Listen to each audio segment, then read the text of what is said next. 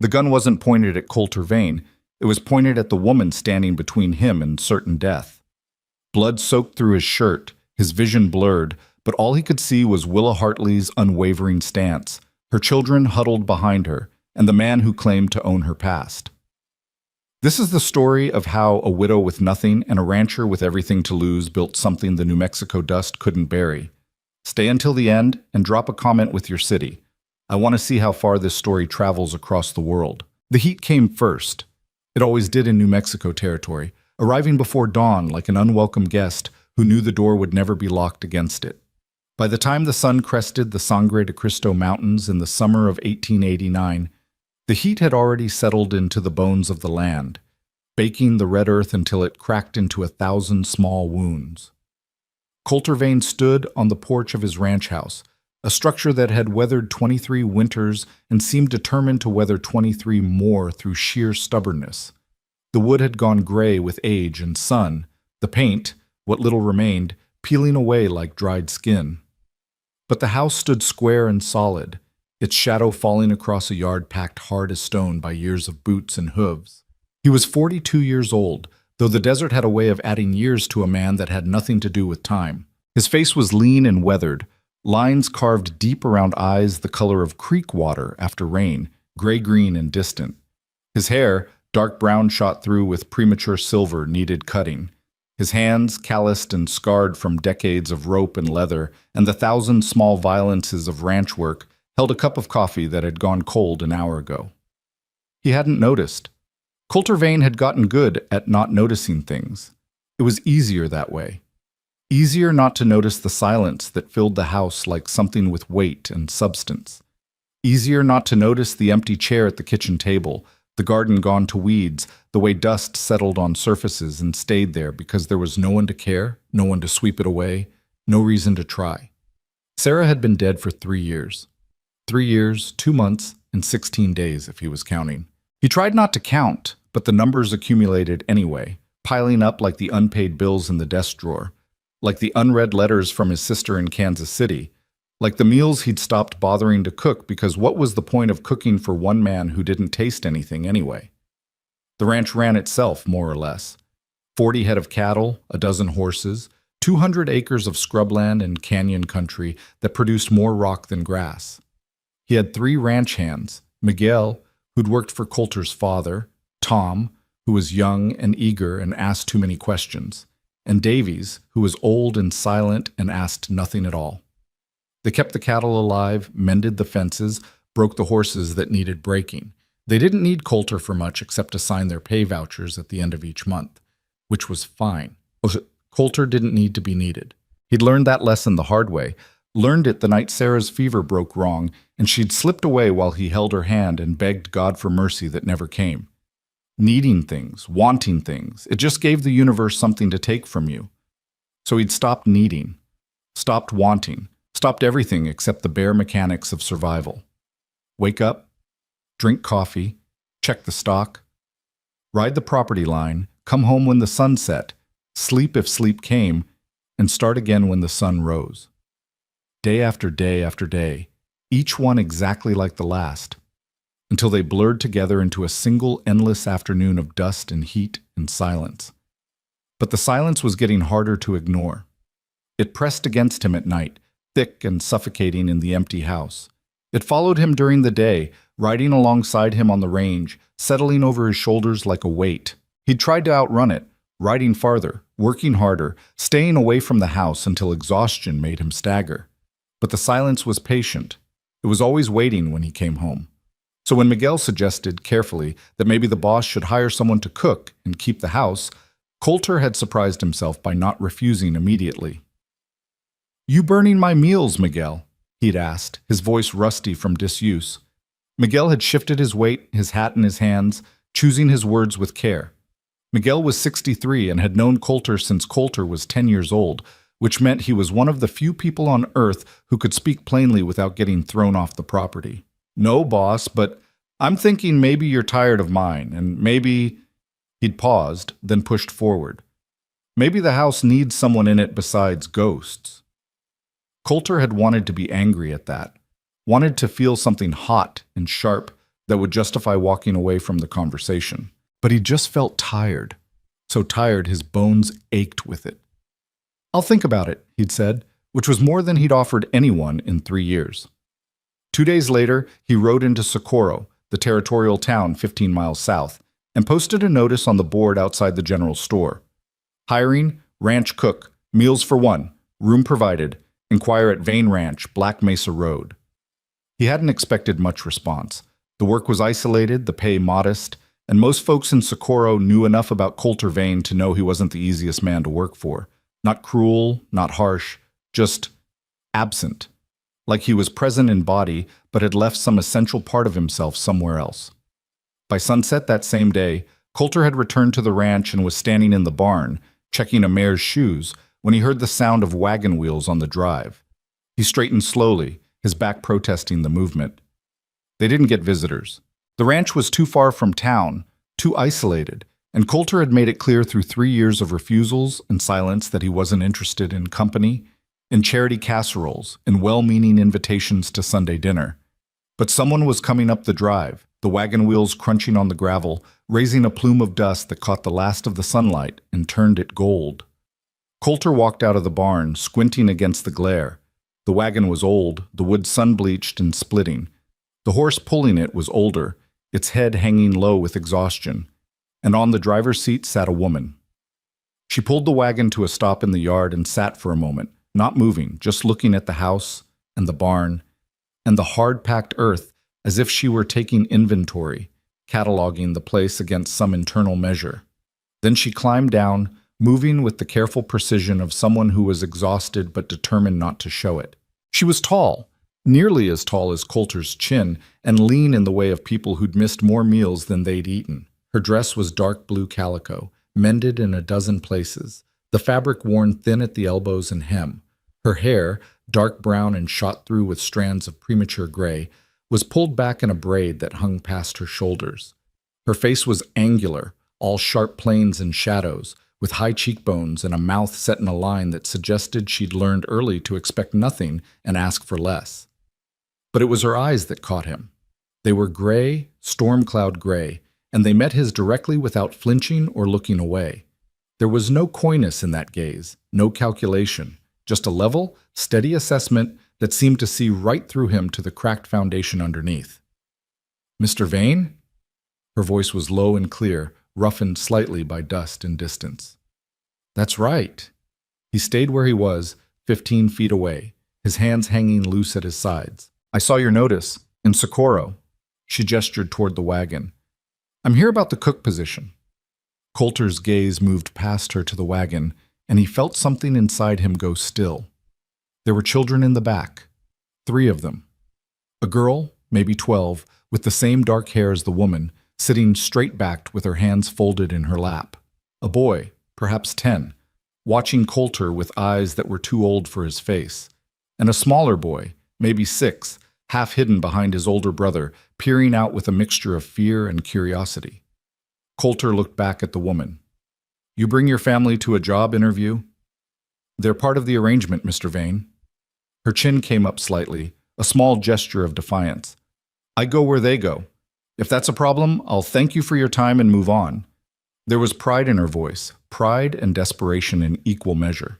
Colter recognized both because he'd heard them in his own voice often enough in the years after his father died, and he'd been left with a failing ranch and no idea how to save it. "What's your name?" he asked. "Willa Hartley."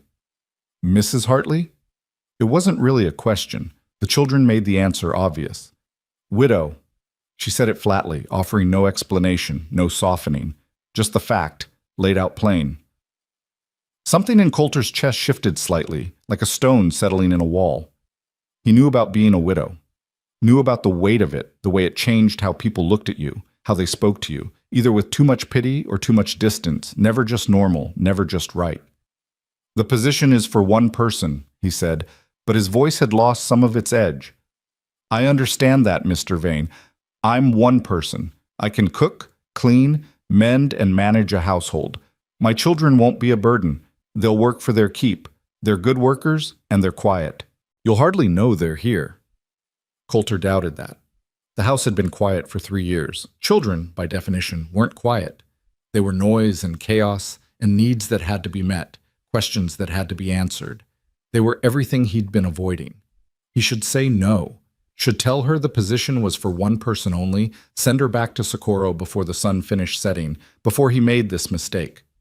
But he looked at the children again, at the girl's straight back and folded hands, at the older boy's 2 old eyes, at the small one's half-hidden face.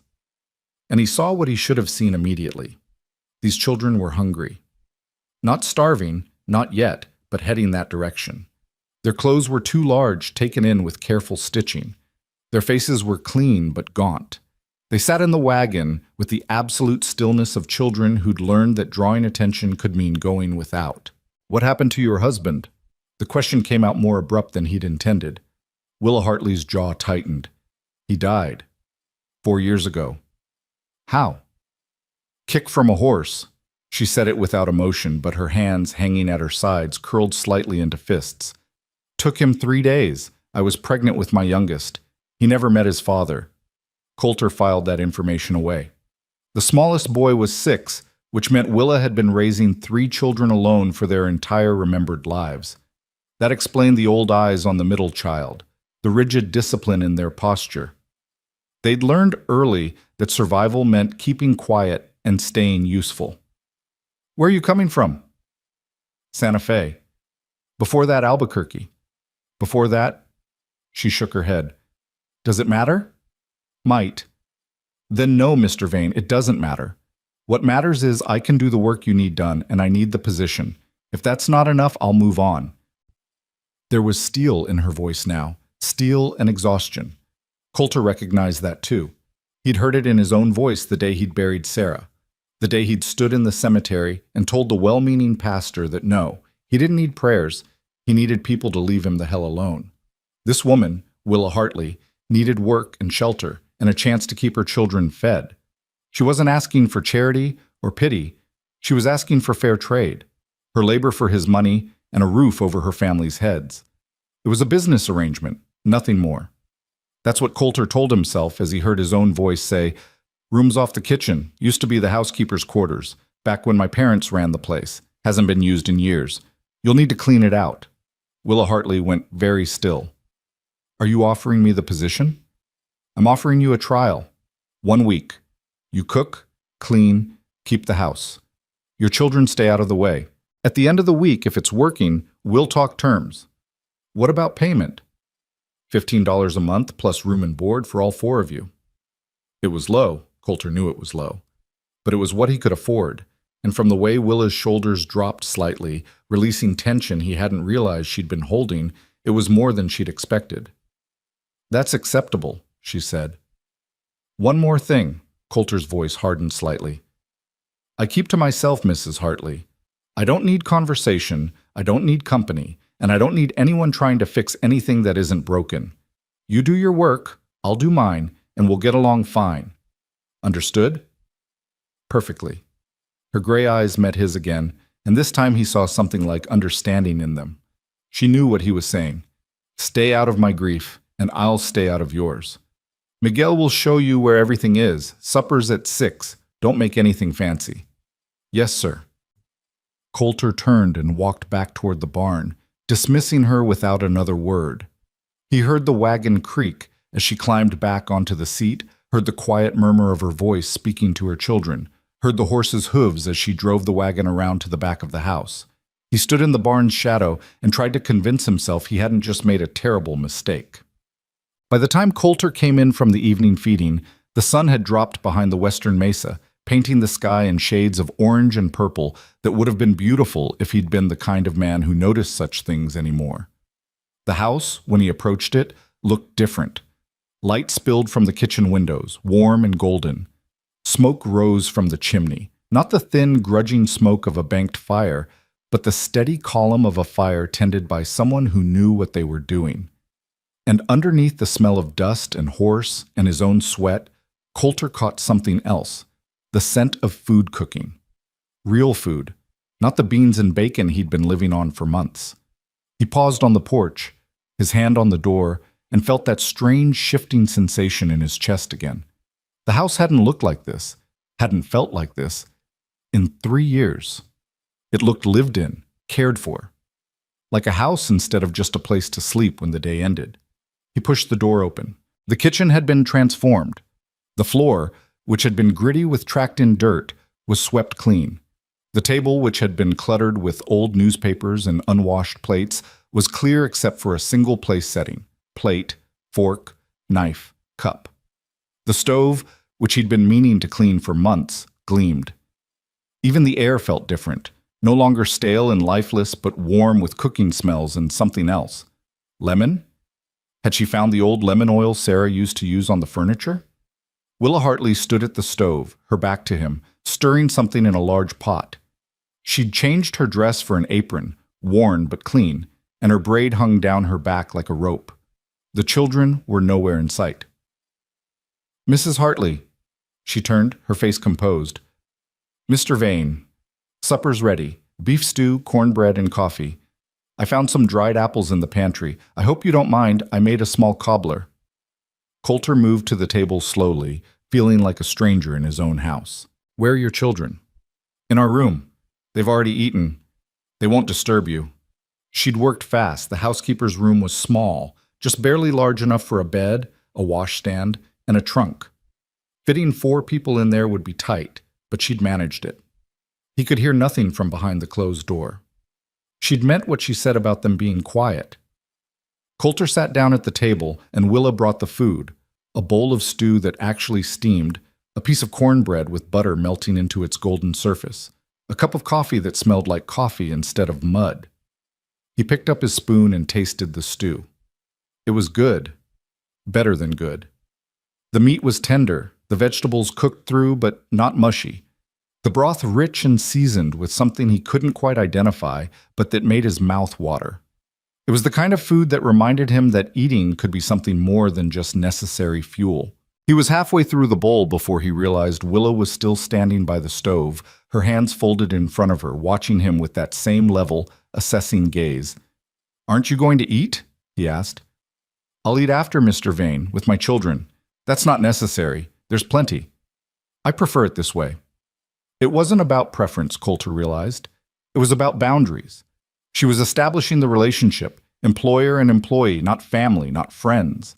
She would cook for him, serve him, maintain his house. But she wouldn't sit at his table. She wouldn't pretend this was anything other than what it was: a business arrangement that allowed her to keep her children fed and him to avoid starving on his own bad cooking. He should have been relieved. It was exactly what he told her he wanted. No conversation, no company, no attempts to fix anything. Instead, he felt a small, unexpected twinge of something that might have been loneliness if he'd been willing to name it. "Suit yourself," he said, and went back to eating. He finished the meal in silence. The stew, the cornbread, the cobbler, all of it good, all of it reminding him of things he'd tried hard to forget. Sarah had been a good cook, back when she was well. The house had always smelled like this, warm and welcoming, a place you wanted to come home to at the end of a long day. He pushed the memories away with practiced efficiency. When he'd finished, Willa came and collected his dishes without a word. He stood, intending to retreat to the small room off the front hall that served as his office and bedroom. He'd moved out of the main bedroom after Sarah died, unable to sleep there anymore. "Mr. Vane?" He turned. Willa stood at the sink, her hands in the dishwater, her back straight. "Thank you," she said quietly, "for the chance. We won't disappoint you." Coulter nodded once and left the kitchen before he had to respond. He didn't want her gratitude. Didn't want the weight of being responsible for 4 people's well-being instead of just his own. He'd only offered her a job, nothing more. That's what he told himself.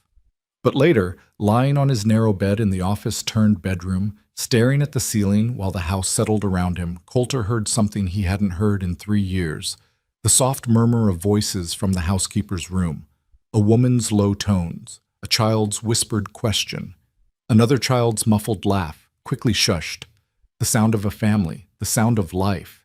He lay awake a long time, listening to the house breathe again, and wondered if he'd made a mistake after all. Not because Willa Hartley couldn't do the work, clearly she could, but because the house, so carefully maintained as a monument to absence, was no longer empty. And Coulter Vane wasn't sure he knew how to live in a house that wasn't empty anymore. The first week passed in a kind of suspended routine. Coulter rose before dawn, as he always had, and found coffee already made, the kitchen warm, breakfast set out and covered to keep it hot. He ate alone while Willa and her children stayed in their room, as silent as ghosts. By the time he left for the day's work, they'd emerged. He could hear them moving through the house, Willa's voice giving quiet instructions, the children's footsteps light on the floorboards. He stayed away as much as possible. There was always work on a ranch, fences to mend, cattle to check, horses to exercise. He found reasons to ride to the far pastures, to check the water sources in the canyons, to inventory supplies in the line shack on the northern boundary. Anything to avoid the house and its new inhabitants. But the house had a way of pulling him back. At noon, he'd return to find lunch waiting, sandwiches wrapped in clean cloth, a jar of cold tea, sometimes cookies or cake if Willa had found the ingredients. At dinner, the same pattern, a hot meal, expertly prepared, served in a clean kitchen that no longer felt like a place where hope went to die. And slowly, despite his best efforts to remain detached, Coulter began to notice things. He noticed how Willa moved, efficiently, economically, never wasting motion or energy. She cooked with the confidence of someone who'd been doing it her whole life, measuring ingredients by eye, adjusting heat by instinct. She cleaned with the same quiet competence, working through the house room by room, restoring order to spaces that had fallen into neglect. He noticed the children, though they tried hard not to be noticed. The girl, Lark, he'd learned her name from overhearing Willa, was 12 and already carried herself like someone much older. She helped her mother without being asked, anticipating needs, moving through the house like a shadow. She had her mother's gray eyes and the same careful way of watching the world, as if she were constantly calculating risks and planning escapes. The older boy, Silas, was 10 and had appointed himself the man of the family. He was too serious, too watchful, his thin shoulders carrying a weight that should never have been placed on them. Coulter caught him one morning carrying water from the well, the buckets too heavy for his frame, but refusing to put them down or ask for help. And the youngest, Boone, 6 years old and the only one who sometimes forgot to be invisible. He was curious about everything, his eyes wide as he explored the boundaries of their new home. But whenever Coulter appeared, the boy would freeze like a rabbit that had spotted a hawk, then flee back to his mother's side. They were good children, quiet, disciplined, hard-working, everything Willa had promised, and that bothered Coulter more than he wanted to admit. Children shouldn't be that quiet, that disciplined. They should be loud and messy and asking endless questions. They should be children, not small adults who'd learned that survival meant making themselves invisible. On the fourth day, Coulter came back from the north pasture earlier than usual. One of the mares had thrown a shoe, and he decided to deal with it at the barn rather than in the field. He approached the house quietly, not meaning to eavesdrop, but not announcing himself either. The kitchen window was open to catch the afternoon breeze, and voices drifted out. "Mama, there's eggs in the henhouse." That was Silas, his voice eager in a way Coulter had never heard. "6 of them. Can we keep them?" "Of course we can keep them, sweetheart. That's what hens are for." Willa's voice was warm, full of affection that she kept carefully hidden whenever Coulter was around. "Lark, can you help Silas collect them? Be gentle. We don't want to break any." "Yes, Mama." Lark's voice softer than her mother's, but with the same underlying strength. "What about me?" Boone's voice, high and plaintive. "I want to help." "You can help by setting the table for supper. Can you count to 4? "Yes. 1, 2, 3, 4. 3, Boone, 3. "Free," Willa laughed, a sound so unexpected that Coulter stopped moving entirely. It was a real laugh, unguarded and full of joy, the sound of a woman who loved her children and found pleasure in their presence despite everything life had thrown at them. It was the sound of someone who hadn't given up. Coulter stood frozen outside the window, listening to that laugh, and felt something crack inside him. Some piece of the armor he'd been wearing for 3 years, some carefully maintained distance, split down the middle. This woman had lost her husband, had spent 4 years struggling to keep her children fed and clothed and alive, moving from town to town, taking whatever work she could find, always one bad month away from complete disaster. She had every reason to be bitter, to be broken, to have given up. but she was laughing with her children over eggs in a hen house. Coulter backed away from the window and went to the barn to shoe the mare. His hands shook slightly as he worked, and he told himself it was just fatigue, just the heat, just anything except what it actually was. The first crack in a wall he'd built very carefully to keep himself from feeling anything at all. That evening, when he came in for supper, Willa served him roasted chicken with herbs, fresh bread, and green beans that must have come from the garden she'd already started resurrecting. There were eggs, scrambled with cheese, on the side. "The hens are laying again," she said as she set the plate down. "I fixed the hole in the coop wall where the fox was getting in. We should have eggs regularly now." Coulter looked at the food, then at her. "You fixed the coop?" "Yes, sir. Silas helped. He's good with a hammer." "He's 10 years old." "Yes, sir. Old enough to learn." There was something in her voice, not quite challenge, but close, a reminder that her children weren't burdens, that they earned their keep, that she wouldn't accept his charity without giving fair value in return. "I would have fixed it," Coulter said. "I'm sure you would have, Mr. Vane, when you had time. But I had time today, so I took care of it." She went back to the stove, leaving him with his meal and his thoughts. Coulter ate slowly, tasting the chicken, perfectly roasted, the skin crispy and the meat tender, and wondered when he'd lost the ability to accept help. When he'd started seeing every kindness as an intrusion, every offer of assistance as pity in disguise. Probably around the same time he'd stopped tasting food, stopped noticing sunsets, stopped living in anything but the most technical sense of the word. "Mrs. Hartley?" She turned, her eyebrows raised slightly. "Yes, sir?" "The chicken is good, best I've had in years." Something shifted in her expression, not quite a smile, but a softening, a brief lowering of the careful guard she kept up around him. "Thank you, Mr. Vane. I'm glad you're pleased." After that, things shifted slightly between them. Not much. Coulter was still the employer and Willa still the employee, and they both maintained appropriate distance. But there was a small crack in the wall now, a tiny opening that let in just enough light to see by.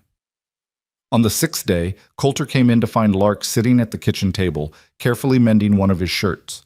Her needle moved with practiced precision, her stitches small and even, the patch she was sewing over a torn elbow barely visible. She looked up when he entered, her eyes widening with alarm. "I'm sorry, Mr. Vane. Mama said it was all right to work in here while she's cooking, but if you'd prefer—" "It's fine," Coulter interrupted. He wasn't used to children being afraid of him. He wasn't a harsh man, wasn't cruel, just distant. But to a 12-year-old girl who'd learned that men could be dangerous, distance probably looked a lot like coldness. "That's my work shirt." "Yes, sir. Mama's washing the others. She said this one needed mending first." Coulter moved closer, looking at her work. The stitches were excellent, better than anything he could have done himself. "Where'd you learn to sew like that?" "Mama taught me.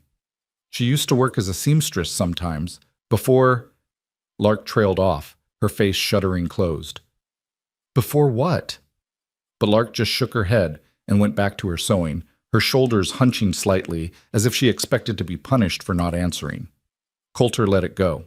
Whatever had happened to Willa Hartley before she arrived at his ranch, it had taught her children to be afraid of questions, to guard their past like it was something that could hurt them if revealed. He understood that. He'd been guarding his own past for 3 years now. "Thank you," he said quietly, "for mending the shirt." Lark looked up, surprise clear on her young face. "You're welcome, Mr. Vane." It was a small exchange, barely worth noting, but it was the first real conversation Coulter had had with any of the children, and as he walked away, he realized he'd actually enjoyed it. Lark was smart, careful, and skilled beyond her years. In another life, with different circumstances, she'd probably be in school, learning things beyond sewing and cooking and how to make herself invisible. That night, as Coulter sat in his office going over the ranch accounts, he heard music. It was faint, coming from the housekeeper's room, someone singing, their voice soft and low. Willa, he realized. She was singing to her children, some old ballad he half remembered from his own childhood, back when his mother was still alive and the house had been full of music and laughter. In the bleak midwinter, frosty wind made moan. Earth stood hard as iron, water like a stone. The song was melancholy, beautiful in its sadness. Willa's voice was untrained but true, carrying the melody with simple grace. Coulter found himself setting down his pen, just listening, letting the music wash over him. It had been so long since there was music in this house, so long since there was anything but silence and emptiness and the sound of his own footsteps echoing in rooms that no longer held any life. When the song ended, Coulter sat in the darkness of his office and realized something he'd been trying very hard not to acknowledge. He didn't want Willa Hartley and her children to leave. The week was almost up. Tomorrow he'd have to make a decision. Keep them on permanently or send them back to Socorro with a week's wages and a recommendation letter. The smart thing would be to let them go. They were making the house too alive, too warm, too much like a home instead of just a place to sleep between days of work. They were making him remember things he'd tried very hard to forget, what it felt like to come home to someone, to share meals, to have voices in the house besides his own. They were making him feel things, and feeling things was dangerous because feeling things meant you could be hurt again.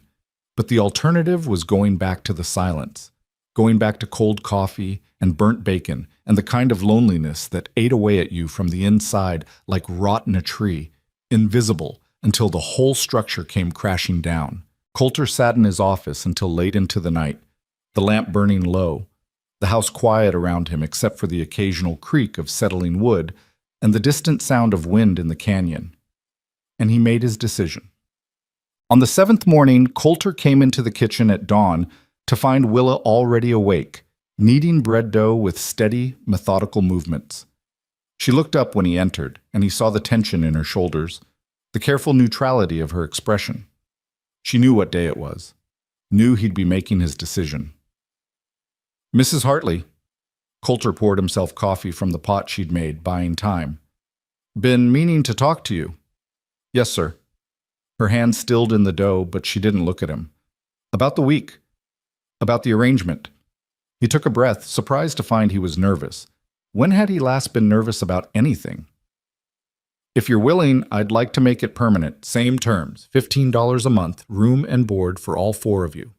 Willa's hands resumed their movement, kneading the dough with perhaps slightly more force than necessary. "That's acceptable, Mr. Vane. Thank you." Her voice was carefully level, but Coulter caught the slight tremor underneath. Relief, he realized.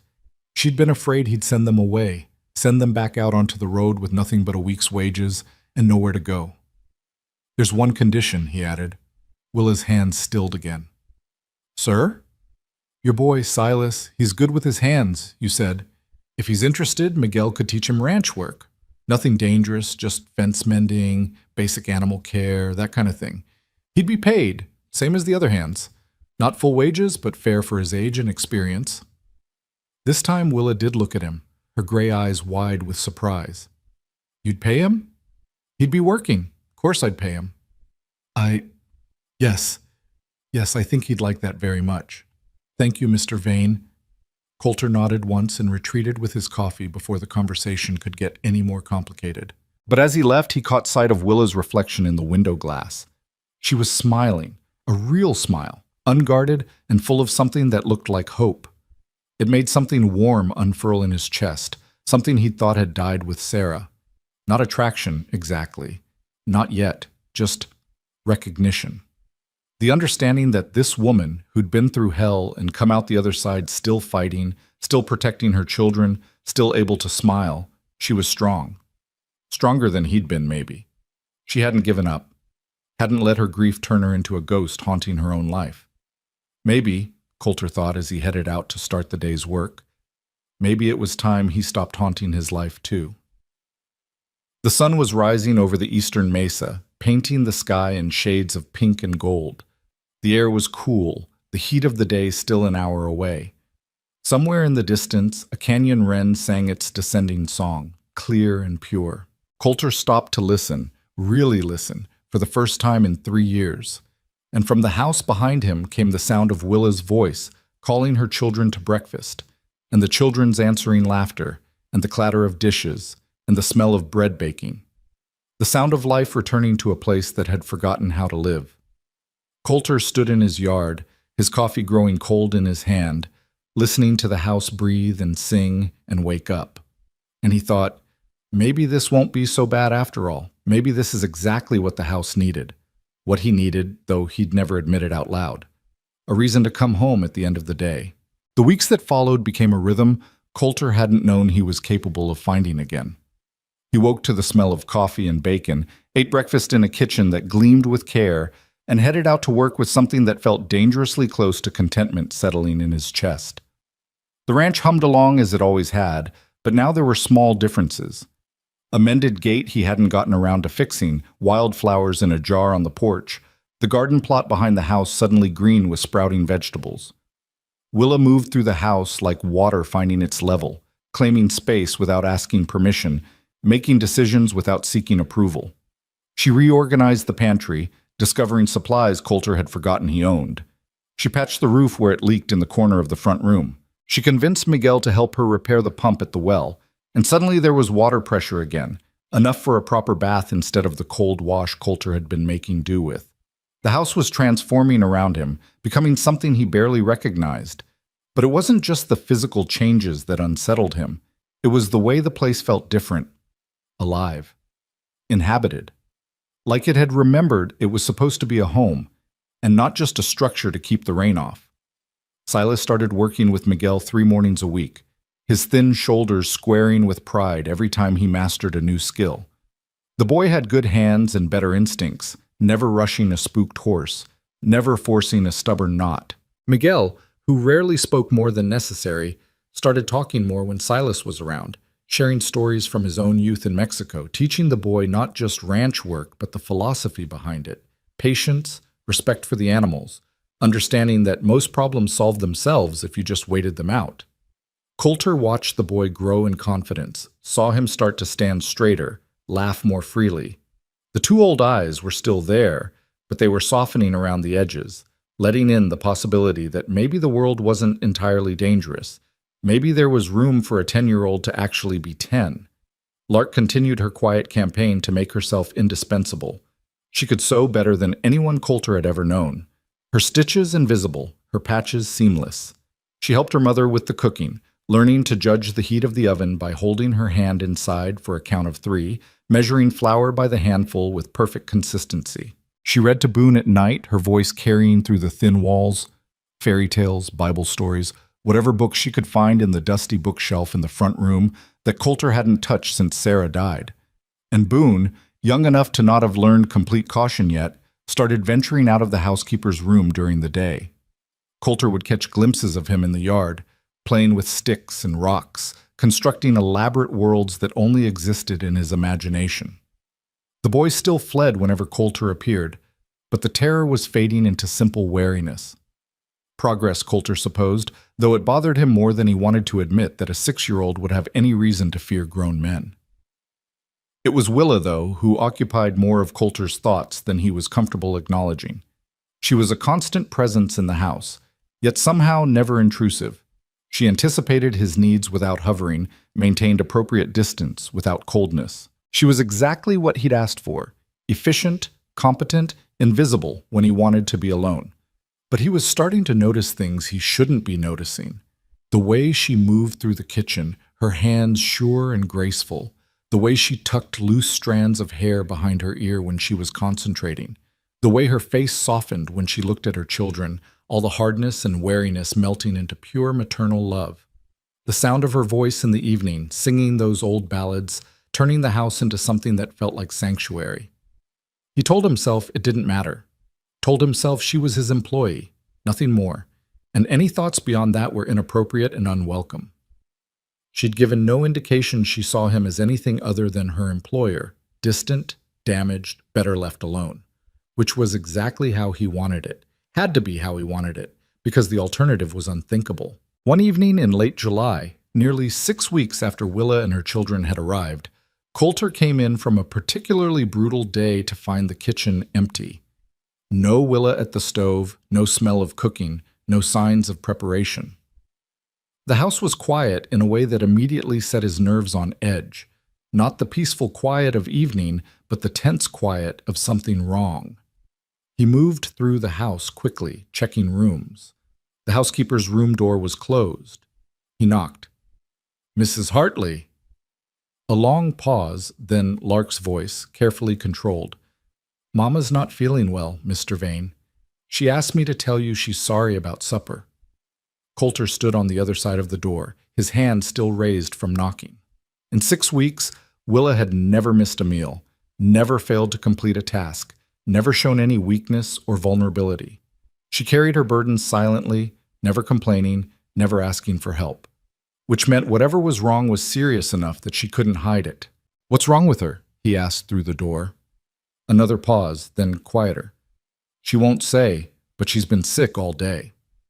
Sick could mean 1,000 things, from a simple cold to something much worse. Coulter thought about just walking away, letting Willa handle her own problems. She was a grown woman, after all, and he'd made it clear he didn't want involvement in her personal life. But the thought of her suffering in silence, trying to hide illness from her children to avoid worrying them, trying to hide it from him to avoid seeming weak, it bothered him more than it should have. "I'm coming in," he said. "Mr. Vane, I don't think—" He opened the door before Lark could finish her protest.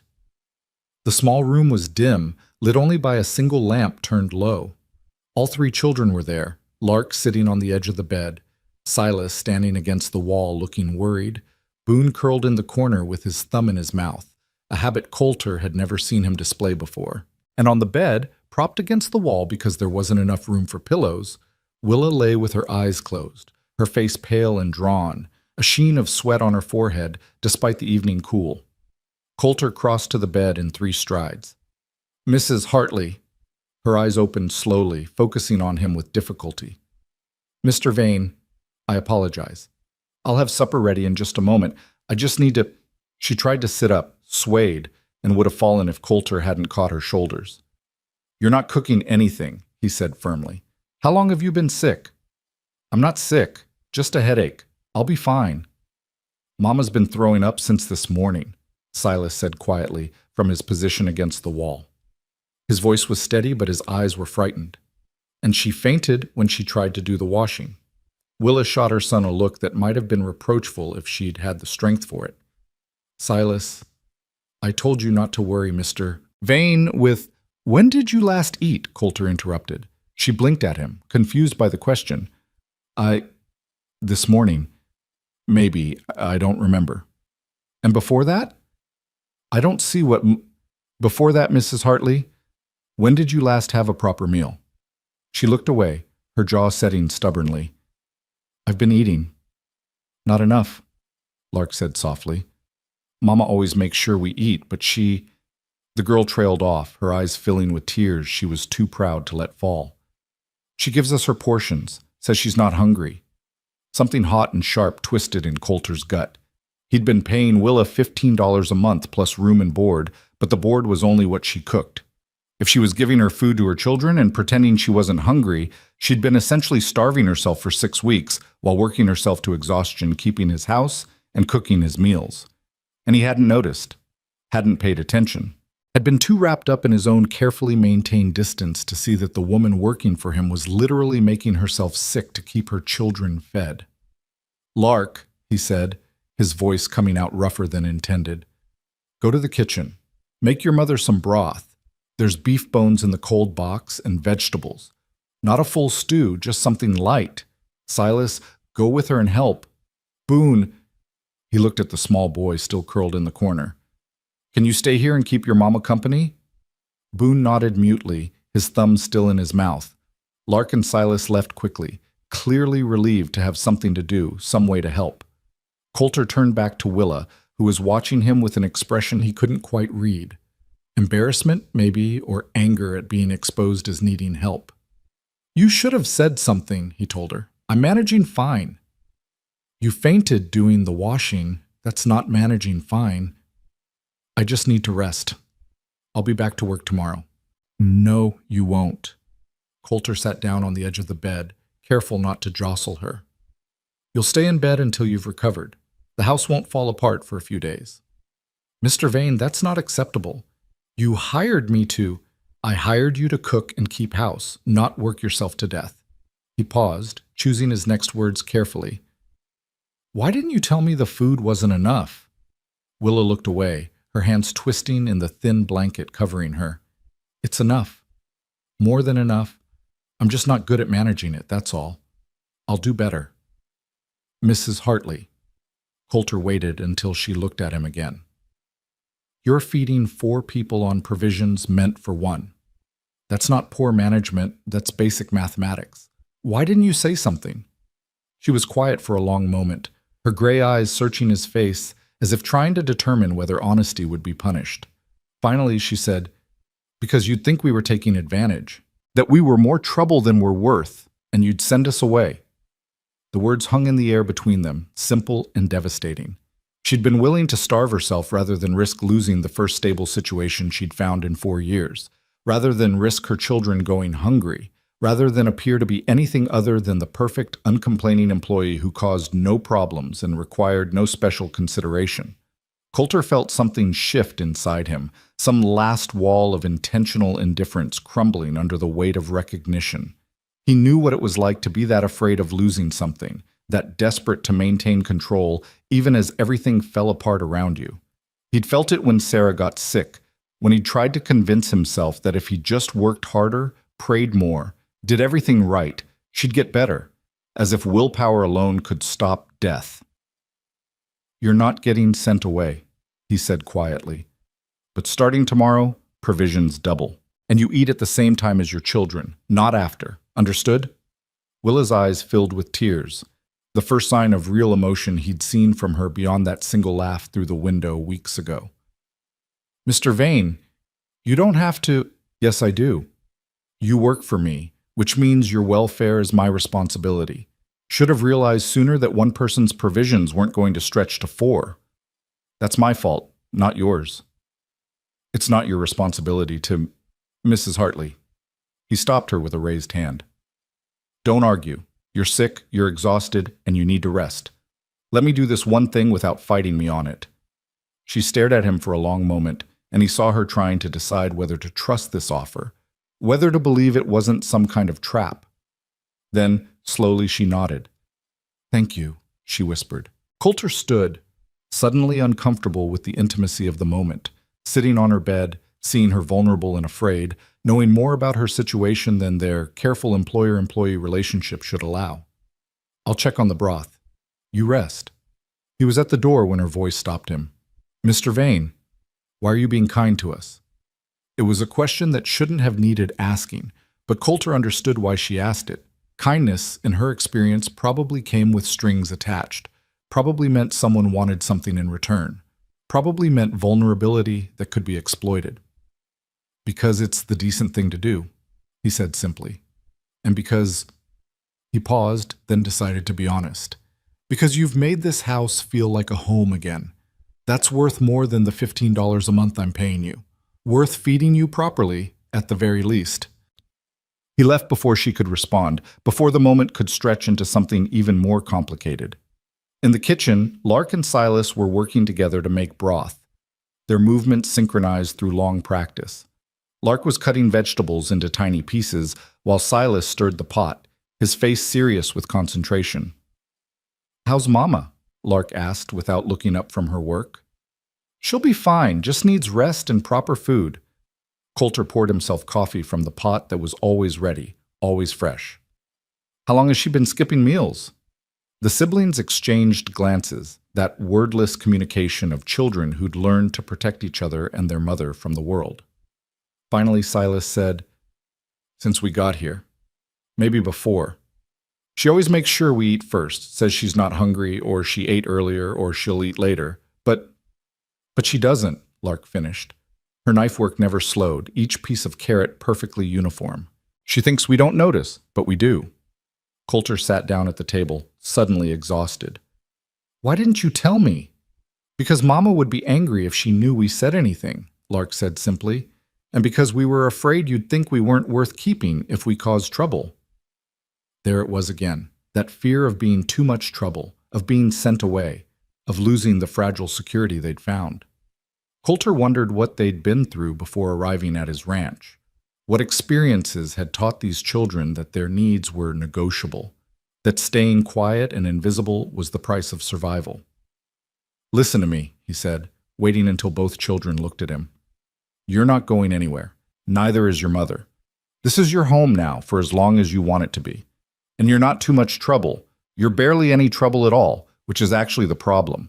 You're allowed to need things. Understand?" Lark's eyes filled with tears, but she blinked them back fiercely. "Yes, sir." "Good. Now let's get that broth finished. And tomorrow I'm riding into Socorro for more supplies.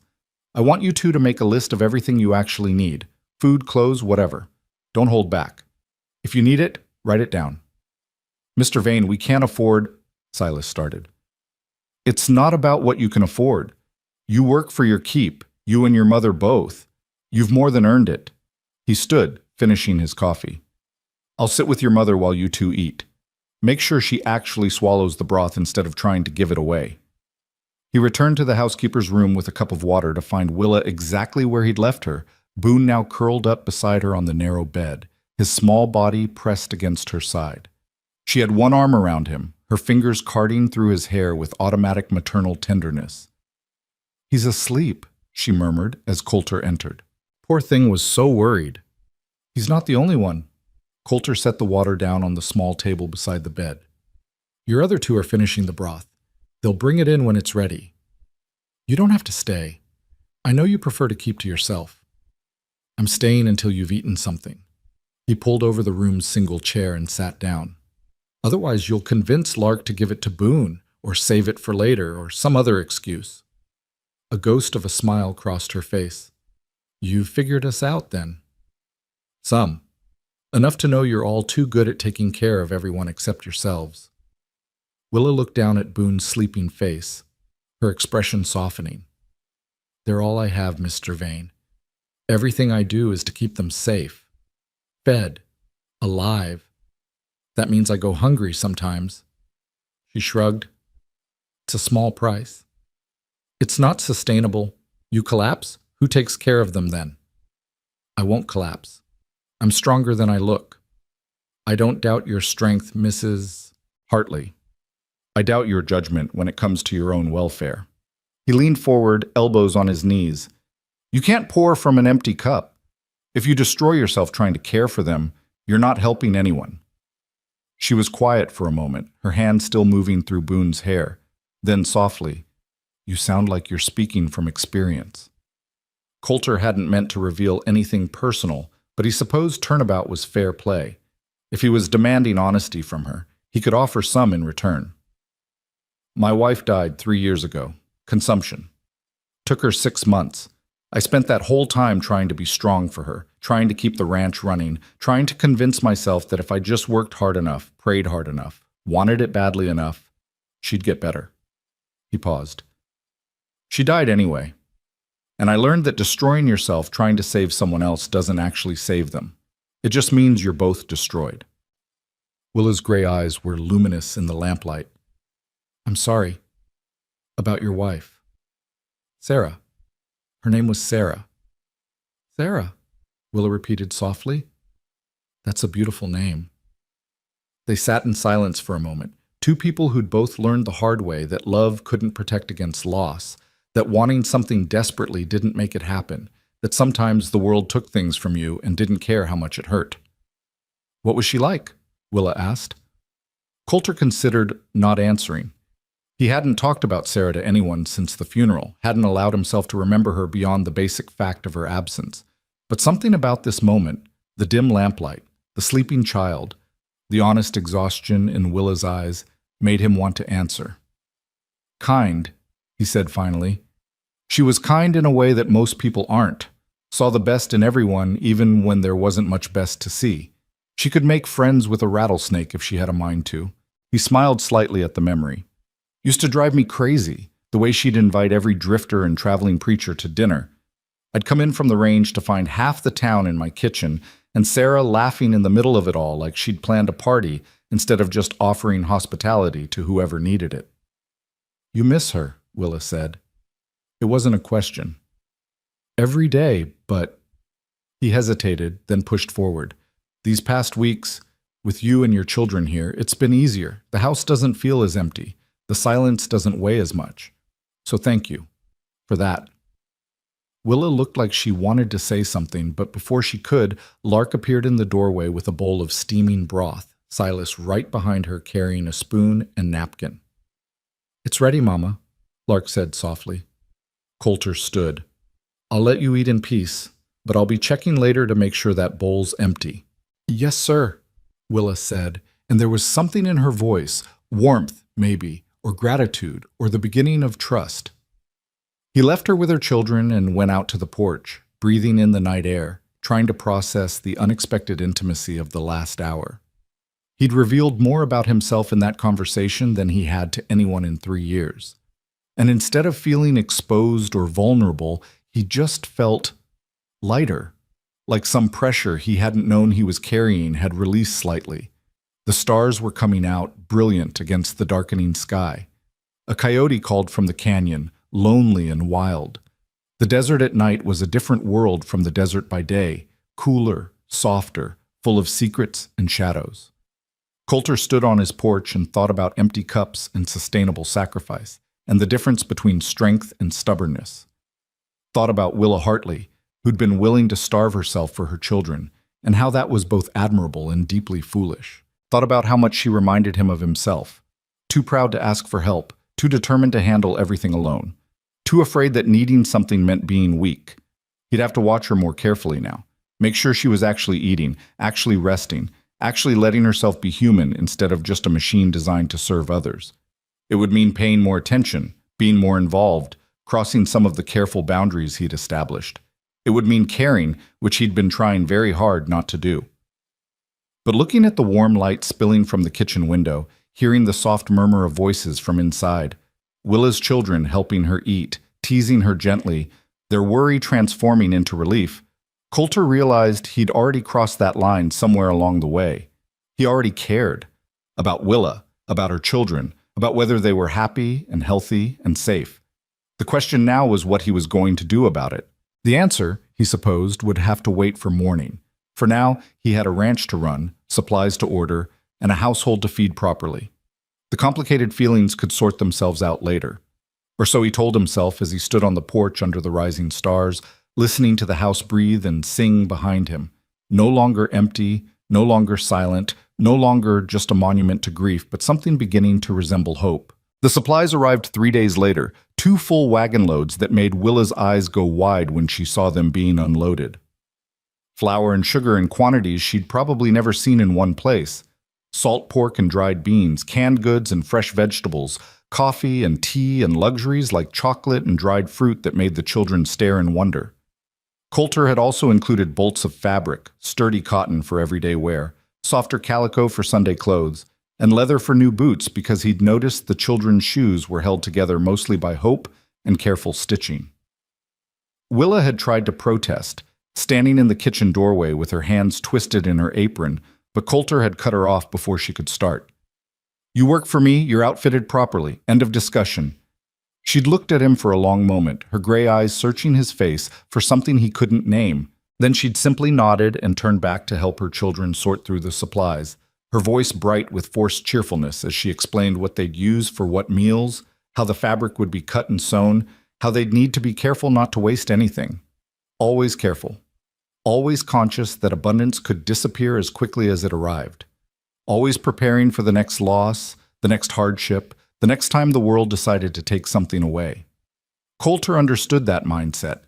He'd lived it himself after his father died and left him with a failing ranch and debts he'd spent 5 years paying off. The difference was that Willa had been living it for 4 years with 3 children depending on her, moving from town to town, taking whatever work she could find, always one bad month away from complete disaster. The fact that she was still fighting, still hopeful, still capable of laughing with her children over a bolt of blue calico, that spoke to a strength Coulter was only beginning to appreciate. The weeks that followed settled into a new rhythm. Willa recovered her health quickly once she was eating properly, color returning to her face, energy to her movements. She cooked with obvious pleasure now, no longer rationing every ingredient like it might be the last, experimenting with recipes she remembered from better times. The kitchen became the heart of the house, always warm, always smelling of something good, always ready to welcome whoever needed food or comfort or just a place to sit for a while. Silas continued working with Miguel, and the bond between the old ranch hand and the young boy deepened into something like family. Miguel taught him to read horse behavior, to spot lameness before it became serious, to mend tack and treat minor injuries. But more than that, he taught him that being a man didn't mean never showing weakness, never asking for help, never admitting when something was too heavy to carry alone. Lessons. Coulter wished someone had taught him at Silas's age, before he'd spent decades trying to be strong enough to handle everything himself. Lark blossomed in quieter ways. She took over the garden entirely, coaxing vegetables from soil that had been neglected for years, her patient hands somehow convincing reluctant plants to grow despite the harsh sun and limited water. She read voraciously, working her way through the dusty books in the front room, poetry and history, and novels that transported her somewhere beyond the New Mexico desert. And she watched her mother with protective awareness, ready to step in whenever Willa pushed herself too hard, ready to take over tasks before they needed doing. Too responsible for 12, Coulter thought. But then again, children who'd survived what these three had survived grew up fast. They didn't have the luxury of childhood innocence, of believing the world was safe, and parents were invulnerable, and tomorrow would definitely come. Boone, young enough to still believe in possibilities, slowly came out of his shell. He started venturing farther from the house, exploring the barn and the corrals, watching the horses with fascinated eyes. He still fled whenever Coulter appeared, but the terror had faded to cautious uncertainty. Progress, even if it was slow. One evening in early August, Coulter was in the barn checking on a mare who'd been favoring her left foreleg when he heard small footsteps behind him. He turned to find Boone standing in the doorway, silhouetted against the sunset, his small hands clenched at his sides like he was gathering courage. Coulter stayed very still, instinct telling him that any sudden movement would send the boy running. "Hey there, Boone." The boy didn't answer, just stood frozen in the doorway. "You looking for something?"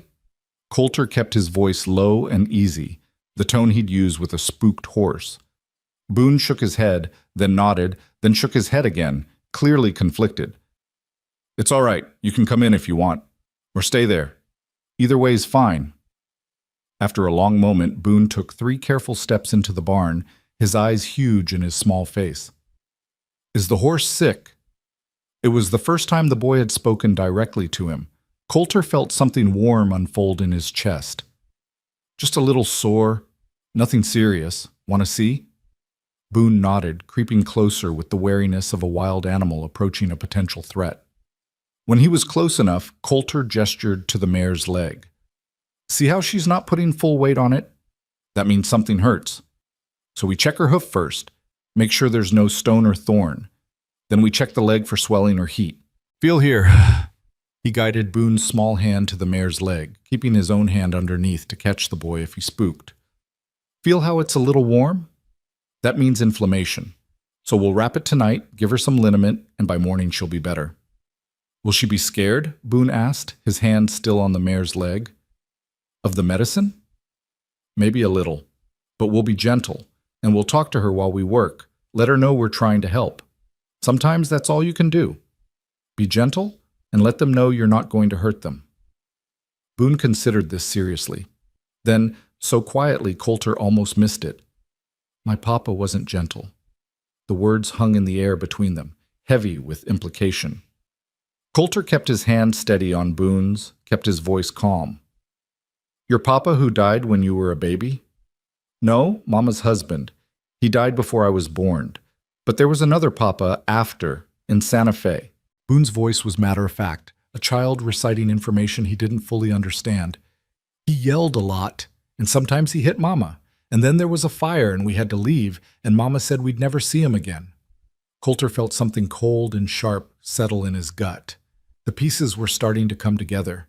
Willa's wariness around men, the children's fear of drawing attention, the way they'd all learned to make themselves invisible. There had been someone after her husband died, someone who'd hurt her, hurt them. And they'd fled, probably in the middle of the night, probably with nothing but what they could carry, probably scared for their lives. "Your mama was right," Coulter said carefully. "You won't see him again. You're safe here." "Promise?" Boone looked up at him with eyes that had seen too much for 6 years old. "Promise." Nobody's going to hurt you or your mama or your brother and sister. Not while you're on this ranch. Boone studied his face for a long moment, measuring the truth of that statement with the instincts of a child who'd learned early that adults didn't always keep their promises. Then, apparently satisfied, he nodded and turned his attention back to the mare. "Can I help with the medicine?" "Sure. Go get that jar on the shelf there, the one that says liniment, and bring those bandages." They worked together in the dimming light, Coulter showing Boone how to apply the liniment with gentle circular motions, how to wrap the bandage snug but not too tight, how to talk to the mare in low, soothing tones so she knew they meant no harm. The boy was careful and patient, his small hands surprisingly capable, his concentration absolute.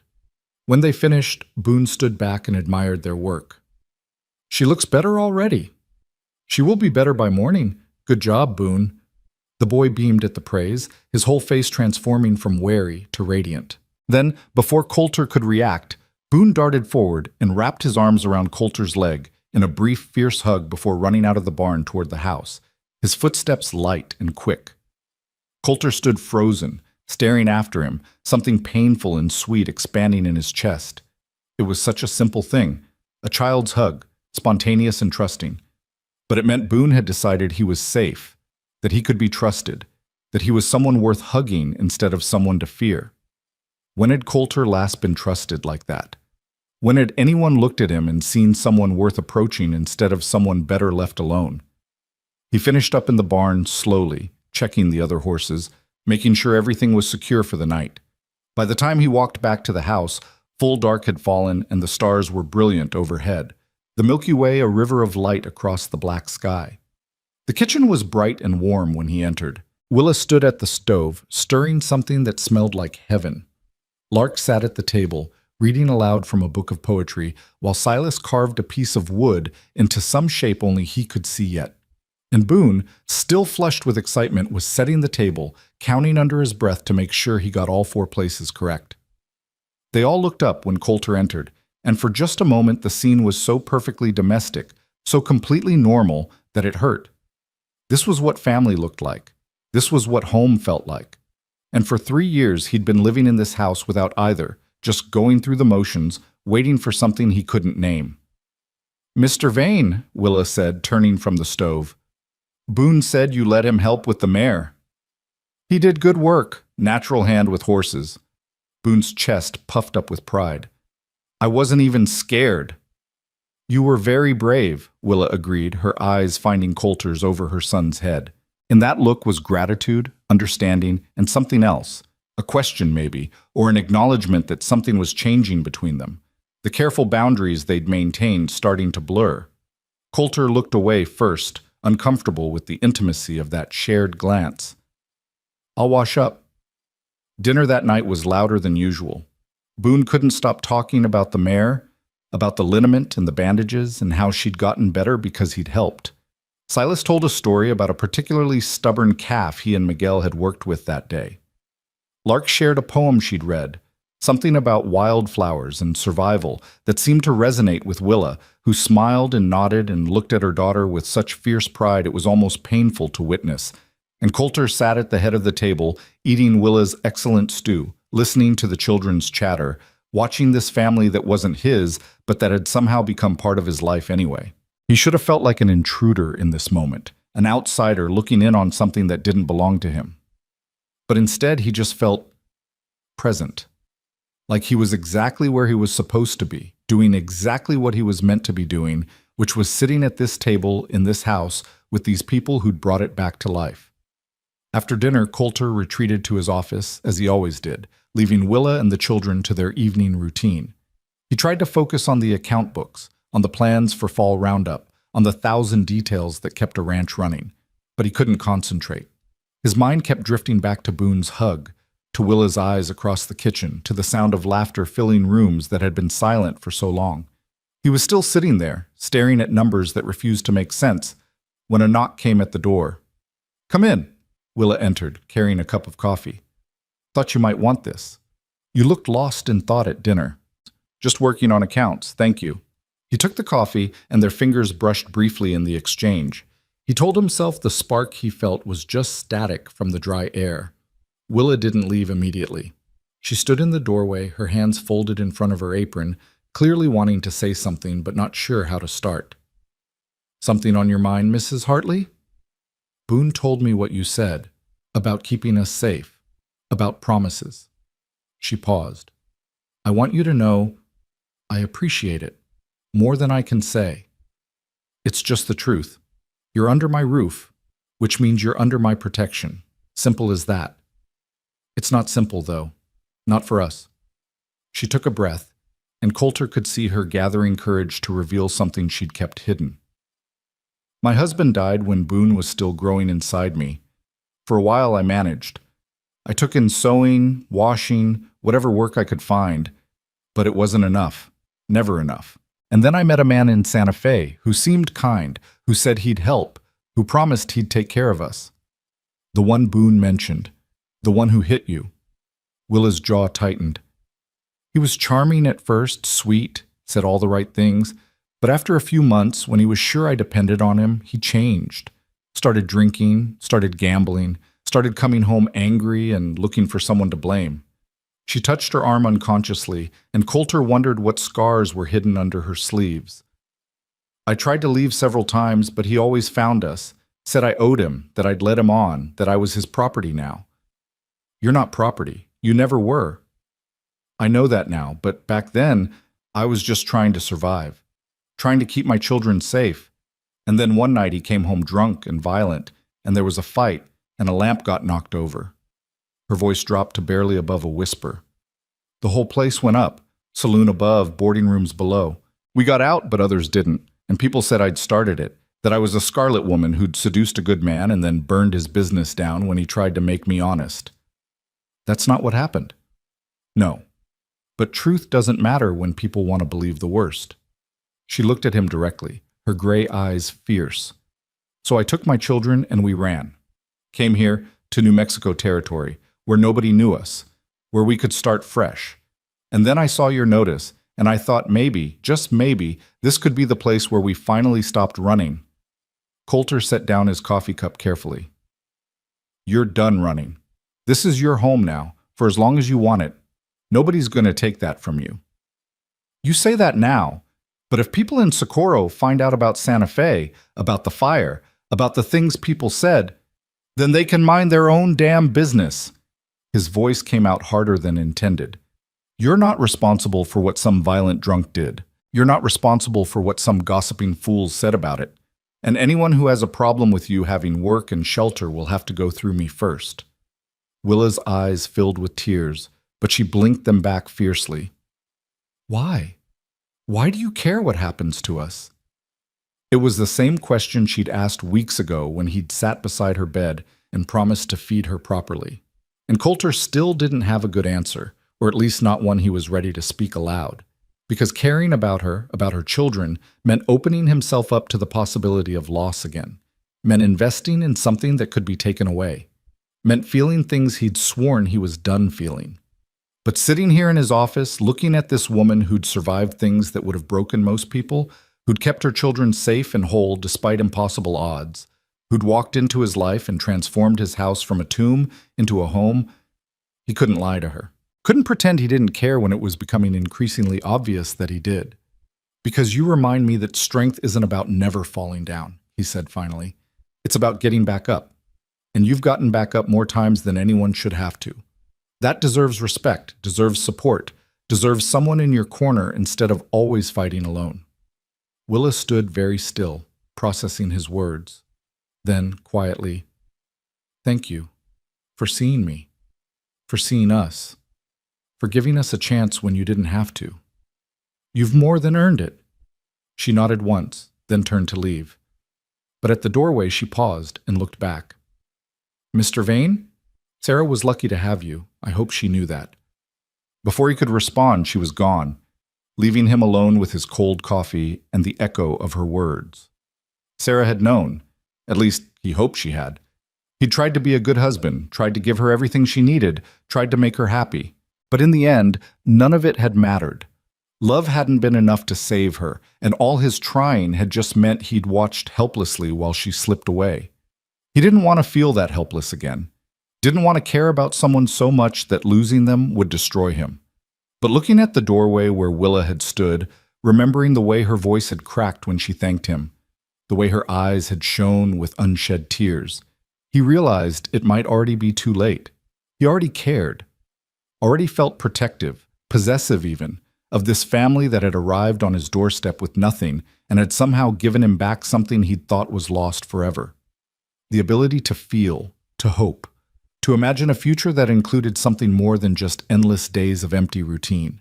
It was terrifying and exhilarating in equal measure, and Coulter didn't know what to do with any of it except sit in his office and try not to think about how Willa's eyes had looked in the lamplight, how her voice had sounded when she'd called Sarah lucky, how much he wanted to promise her things he had no business promising. The next morning dawned clear and hot, promising another scorching August day.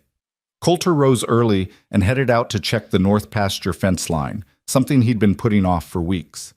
It was hard work, hot and tedious, requiring miles of riding and careful examination of every post and wire. But it needed doing, and it would keep him away from the house, from Willa, from the complicated feelings he was trying very hard not to examine too closely.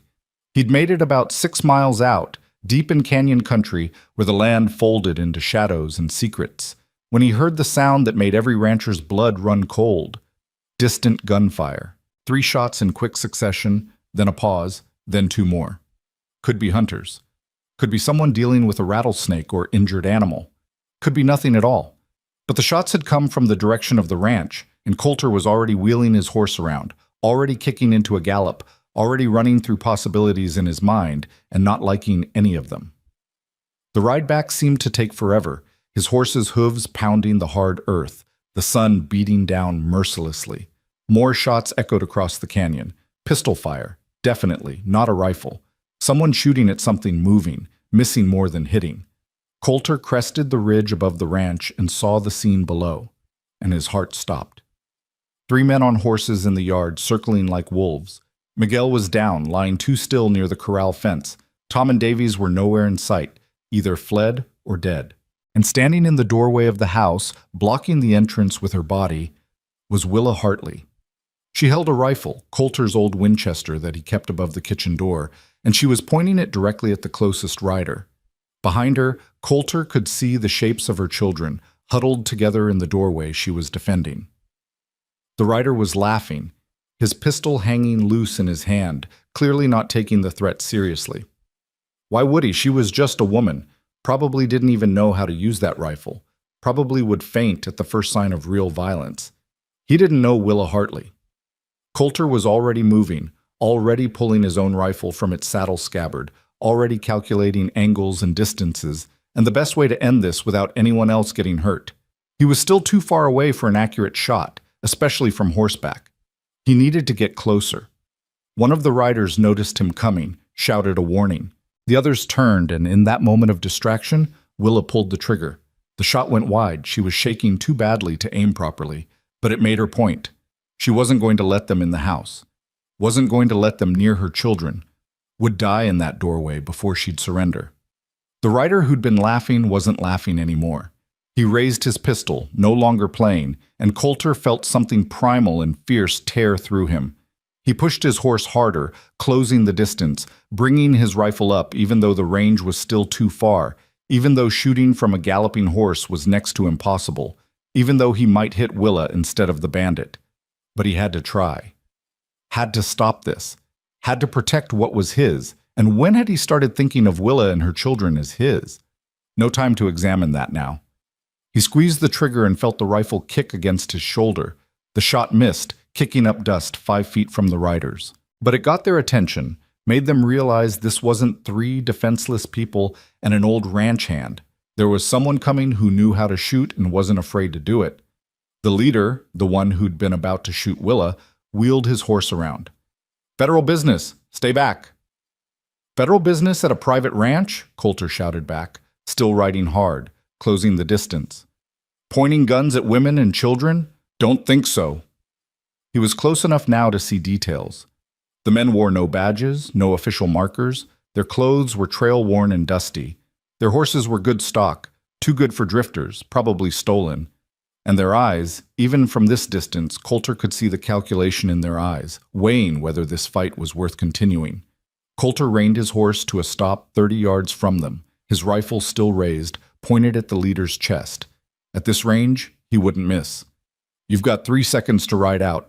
Otherwise, we're going to have a conversation about how federal agents usually don't shoot at unarmed civilians."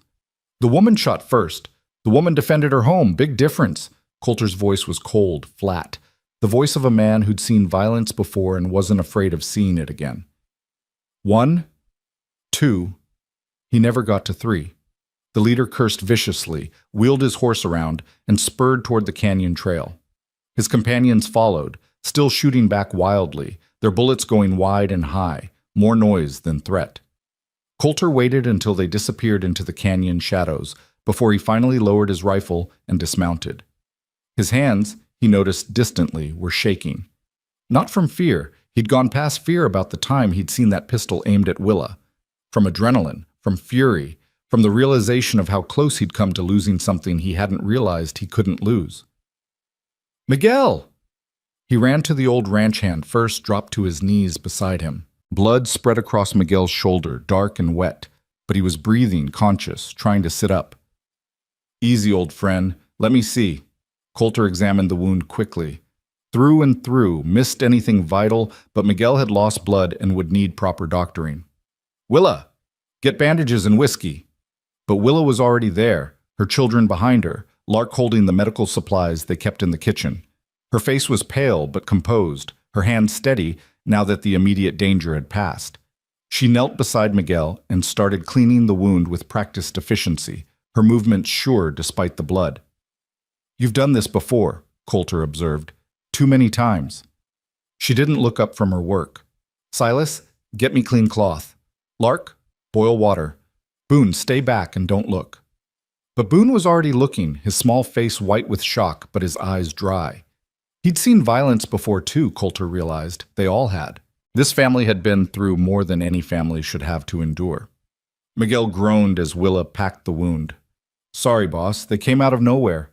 Said they were looking for someone. Started asking questions about the woman and kids.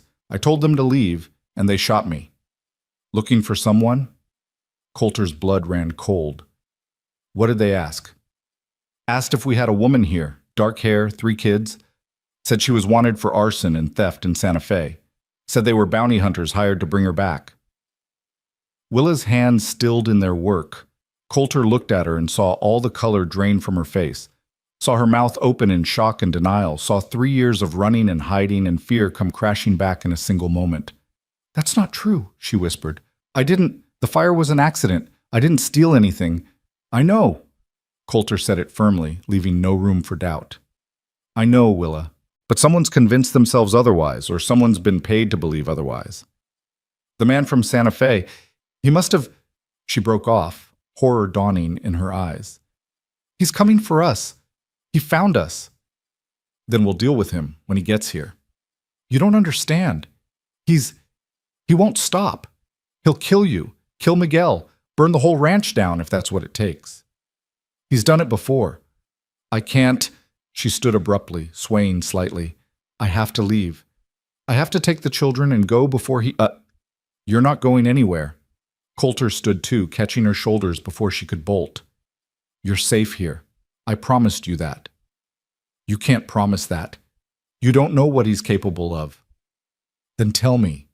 Tell me everything, right now, so I know what we're dealing with." Willa looked at him with wide, terrified eyes. And in that moment, Coulter saw the full weight of what she'd been carrying. Not just the fear of being found, but the knowledge of what would happen when she was. The certainty that anyone who tried to help her would be hurt, that violence followed her like a shadow, that caring about her was dangerous. "His name is Evan Cross," she said finally, her voice barely above a whisper. "He owned the saloon in Santa Fe. And he didn't just hit me, he killed a man who tried to help me leave, shot him in the street, and claimed self-defense. No one questioned it because Evan had money, had influence. And when I finally got away, when the fire happened and gave me the chance to run, he swore he'd find me, swore he'd make me pay. And now he has." Coulter processed this information, his mind already working through options, strategies, defenses. 3 men had come today, and he'd driven them off. But they'd be back, probably with reinforcements. And if this Evan Cross was as dangerous as Willis said, as determined, they'd need to be ready. "All right," he said calmly. "Here's what we're going to do. Miguel needs a doctor. Silas, ride into Socorro and fetch Doc Morrison. Tell him it's urgent. Tom and Davies are probably hiding in the line shack. Someone needs to bring them back, make sure they're all right. And we need to send word to the sheriff, let him know we've got bounty hunters making false claims and shooting ranch hands." "The sheriff won't help," Willa said bitterly. "I'm just a woman with a bad reputation. Evan's word against mine." "Maybe. But he's also a man who shot my ranch hand on my property. That's attempted murder, last I checked. And those men who came here, they threatened my household, fired weapons at civilians. That's assault at minimum." He looked at her directly. "You're not alone in this anymore, Willa. You've got me. Got this ranch. Got the law on your side, whether that's worth anything or not." "Why?" Her voice cracked. "Why would you risk everything for us? We're nothing to you, just hired help." Coulter knew he should agree, should maintain the fiction that this was purely a business arrangement, that his protection extended only as far as his legal obligation as her employer. But standing here in his yard with Miguel bleeding and Willa terrified and 3 children watching with wide, frightened eyes, he couldn't lie. Couldn't pretend he didn't feel what he felt. Couldn't deny what had become increasingly obvious over the past weeks. "You're not nothing," he said simply. "You're—" He stopped. Not sure how to finish that sentence. Not sure what they were to him exactly, except that they mattered. They mattered more than his comfortable isolation, more than his carefully maintained grief, more than his determination never to care about anything again. They mattered enough that he'd ride toward gunfire without hesitation, enough that he'd stand between them and danger without thinking twice, enough that the thought of losing them made his chest tight and his hands shake and his mind go to dark, violent places he'd thought he'd left behind years ago. "Your family," he finished finally, surprising himself with the truth of it. "Maybe not by blood, but family all the same. And I protect what's mine." Willa stared at him for a long moment, tears streaming down her face now, all her careful control finally breaking. Then she stepped forward and pressed her forehead against his chest, her shoulders shaking with silent sobs. Coulter wrapped his arms around her carefully, feeling how fragile she was beneath the strength, how much she'd been holding together through sheer force of will. "I'm scared," she whispered against his shirt. "I'm so scared." "I know, but we're going to get through this, together." He looked over her head at her children, at Lark's fierce protectiveness, at Silas's determined jaw, at Boone's tear-stained face. All of us. Together. And standing there in the dust of his ranch yard, with blood on the ground and danger coming, and Willa Hartley crying against his chest, Coulter Vane realized that somewhere along the way he'd stopped just surviving and started living again, started caring again, started believing that maybe, just maybe, the future held something worth fighting for.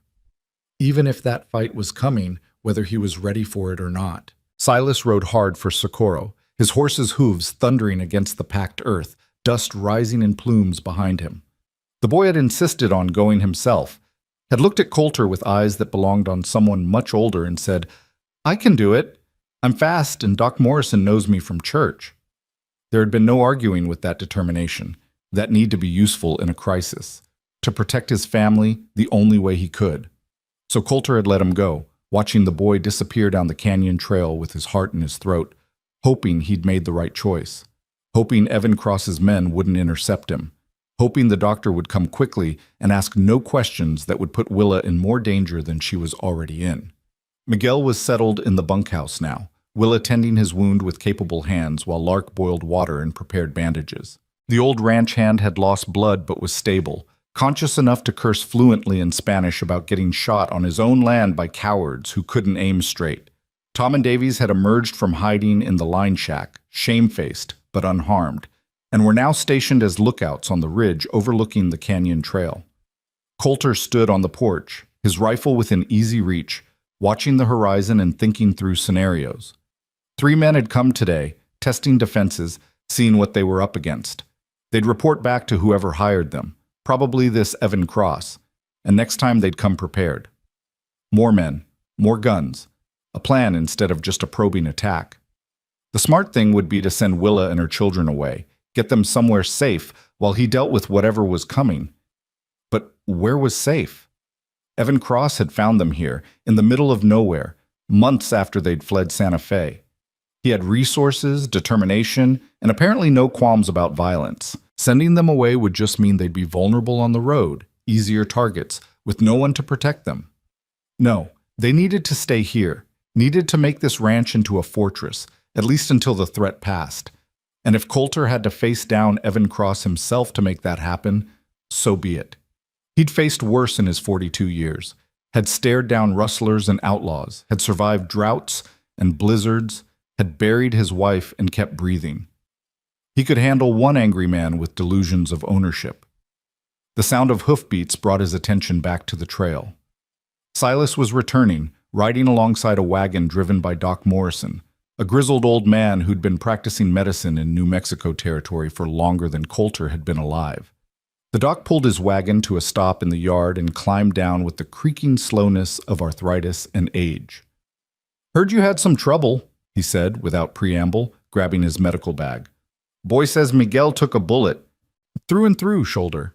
He's stable but needs proper patching." Doc Morrison grunted. "Anyone else hurt?" "No, sir." "Good. Where is he?"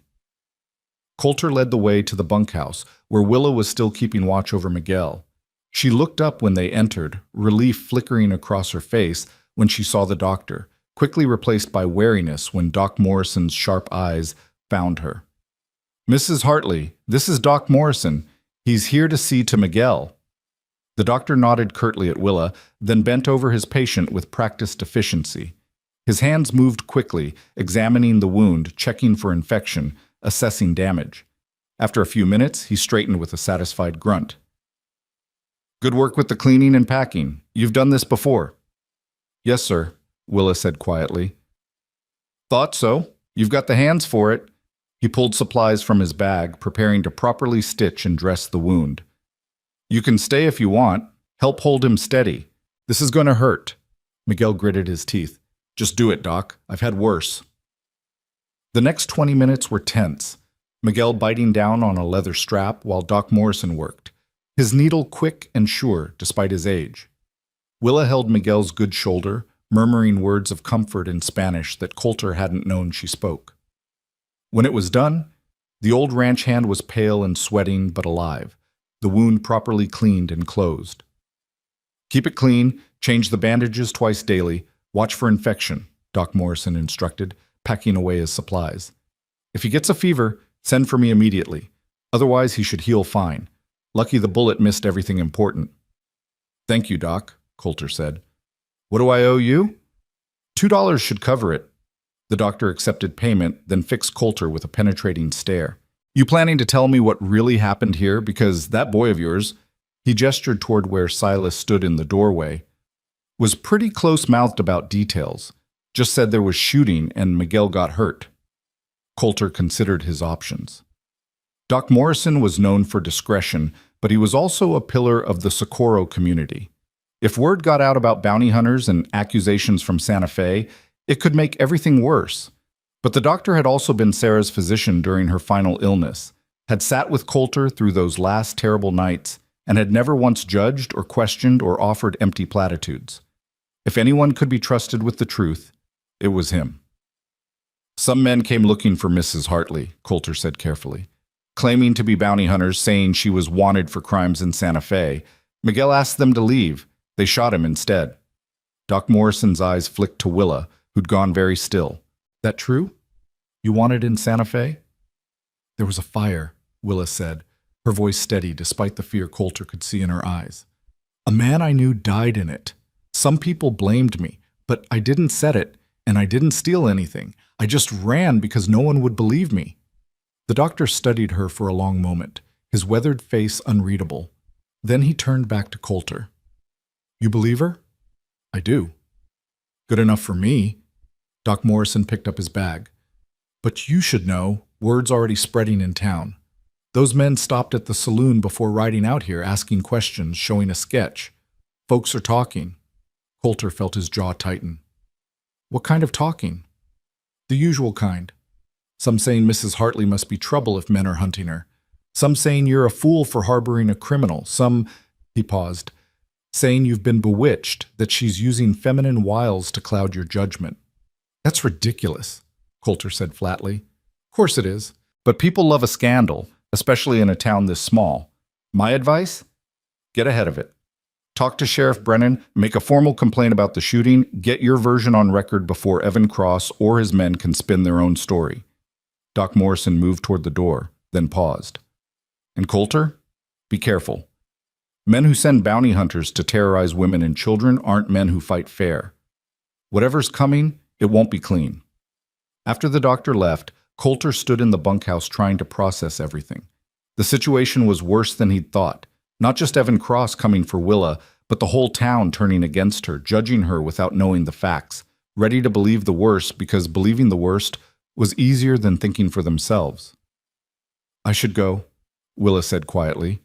She was still sitting beside Miguel, her hands folded in her lap, her face pale but composed. Before this gets worse, before someone else gets hurt. No. Coulter's voice was firm. Doc Morrison's right. We need to get ahead of this. I'm riding into Socorro to talk to the sheriff, file a formal complaint. While I'm gone, you and the children stay in the house. Tom and Davies will keep watch. Miguel? He looked at the old ranch hand. You rest and heal. We're going to need you. Boss, I can still shoot with my left hand if it comes to that. It won't come to that. Coulter hoped he was telling the truth. But I appreciate it. He left the bunkhouse and found Silas waiting outside, his young face set in determined lines. I'm coming with you. No, you're staying here with your mother and sisters. I can help. Silas. Coulter put a hand on the boy's shoulder. I know you want to help, and you did help, writing for the doctor when it mattered. But the best thing you can do now is stay here and protect your family. Can you do that? The boy's jaw worked as he fought between his desire to be part of the action and his understanding that what Coulter was really asking was for him to be the man of the house while Coulter was gone. Finally, he nodded. Yes, sir. I'll keep them safe. I know you will. Coulter saddled a fresh horse and rode for Socorro as the sun began its descent toward the western mountains. The 15-mile journey gave him too much time to think, to worry, to imagine all the ways this could go wrong. But by the time he reached town, he'd settled into the cold, focused calm that had gotten him through Sarah's illness and his father's death, and every other crisis that had tried to break him. Socorro was bustling with evening activity when he arrived. Miners coming in from the hills, ranchers restocking supplies, the usual collection of drifters and gamblers and people just passing through. Coulter tied his horse outside the sheriff's office and pushed through the door without knocking. Sheriff Tom Brennan looked up from his desk, surprise crossing his broad face. Coulter Vane, don't usually see you in town after sundown. Something wrong? Got a complaint to file. 3 armed men came to my ranch today, claimed to be bounty hunters, shot my foreman when he asked them to leave. Want to make it official. Brennan sat up straighter, his casual demeanor shifting to professional interest. Miguel all right? He will be. Doc Morrison patched him up, but the men who shot him are still out there, probably planning to come back. You know who they were? Get names? No names. But they were asking about my cook, Mrs. Hartley, claiming she's wanted for arson and theft in Santa Fe. Coulter kept his voice level, factual. I'm telling you now, those claims are false. And even if they weren't, shooting an unarmed man on private property is still attempted murder. Brennan leaned back in his chair, his expression thoughtful. Heard some talk this afternoon. 3 men came through, showing a sketch, asking questions. Said they were working for a man named Evan Cross, looking for a woman who burned down his establishment and stole from him. Did they show you any legal paperwork? Warrants, court orders, anything official? No, but they seemed pretty convinced she was guilty. They also seemed pretty convinced shooting my foreman was acceptable behavior. Should tell you something about their credibility. Coulter placed both hands flat on the sheriff's desk, leaning forward. Tom, I've known you 15 years, known your family, attended your daughter's wedding. So I'm asking you straight, Are you going to believe some drifters with guns and a story, or are you going to uphold the law? Brennan met his gaze steadily. I'm going to do my job, Coulter, which means investigating. Can't just take your word that Mrs. Hartley's innocent any more than I can take their word that she's guilty. Need to get the facts. Facts are simple. She's been working for me 2 months, been nothing but honest and hardworking. Meanwhile, 3 strangers show up, shoot a man, and ride off. Which one of those situations sounds like criminal behavior to you? Point taken. The sheriff pulled out a ledger, dipped his pen in ink. Tell me exactly what happened, start to finish. Coulter gave him the whole story. The gunfire, finding Willa defending the house, driving off the attackers, Miguel's injury. He left out the parts about Willa's past, about Santa Fe, about her fear. Those were her stories to tell, not his. He focused on the facts of today's attack, on the clear violation of law that had occurred on his property. When he finished, Brennan set down his pen and rubbed his face. All right, I'll make inquiries, try to track down these bounty hunters, see if they've got any legal standing. But Coulter, he looked up seriously. You should know there's already talk. People saying you're being fooled, that Mrs. Hartley's got you wrapped around her finger, some even suggesting she's replacing your late wife's memory, that you're not thinking straight. Rage flared hot in Coulter's chest, but he kept his voice cold. My private life is none of their damn business. Maybe not. But when it involves shooting and bounty hunters and accusations of arson, it becomes everybody's business. You need to be careful. If this Evan Cross is as connected as he seems to be, if he's got resources to hire men and spread stories, this could get ugly. It's already ugly. Man sends armed thugs after a woman and her children. That's about as ugly as it gets. Coulter straightened. I'm going to say this once, Tom. Willa Hartley and her children are under my protection. Anyone who tries to hurt them will have to go through me. And I'm not going to be as restrained as I was today. Brennan's eyes narrowed. That sounds like you're planning to take the law into your own hands. That sounds like I'm planning to defend my property and my household from armed attackers. Big difference. The 2 men stared at each other for a long moment. Years of friendship and mutual respect balanced against their different understandings of what justice required. Finally, Brennan nodded slowly. Just don't do anything that'll force me to arrest you. I'd hate to have to lock up a friend. Then make sure those bounty hunters know that shooting people in New Mexico territory has consequences, friend or not. Coulter left the sheriff's office and stood on the wooden sidewalk, watching Socorro go about its evening business. He could feel eyes on him, curious and speculative. Word had spread fast. Within hours, everyone in town knew about the shooting at the Vane Ranch, about the accusations against his cook, about the scandal brewing just beneath the surface of their quiet territorial town. He should go home. Should get back to the ranch before full dark, make sure Willa and the children were safe. But there was one more stop he needed to make. One more person he needed to talk to before the situation spiraled completely out of control. The Socorro Territorial Church sat at the north end of town, a simple adobe structure with a wooden cross above the door. Coulter hadn't been inside since Sarah's funeral, hadn't wanted to face the sympathetic looks and empty platitudes and the weight of all those prayers that had done nothing to save her. But Pastor Williams was also the closest thing Socorro had to a moral authority, and if Coulter wanted the town to give Willa a fair hearing, he needed the pastor on his side. He found the old man in his small office behind the sanctuary, reading by lamplight. Pastor Williams looked up when Coulter knocked, surprise and pleasure crossing his lined face. Coulter Vane, it's been too long. Come in. Sit down. Thank you, Pastor. Coulter sat in the offered chair, suddenly unsure how to begin. I need advice, and maybe help. Of course. What troubles you? So Coulter told him, not everything, but enough. About Willa and her children arriving months ago, about how they'd brought life back to his house, about how today 3 men had come with guns and accusations, about how the town was already judging her without knowing the truth.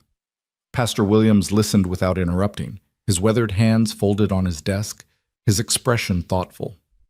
When Coulter finished, the old man was quiet for a long moment. Then he said, What do you believe, Coulter, about Mrs. Hartley's innocence?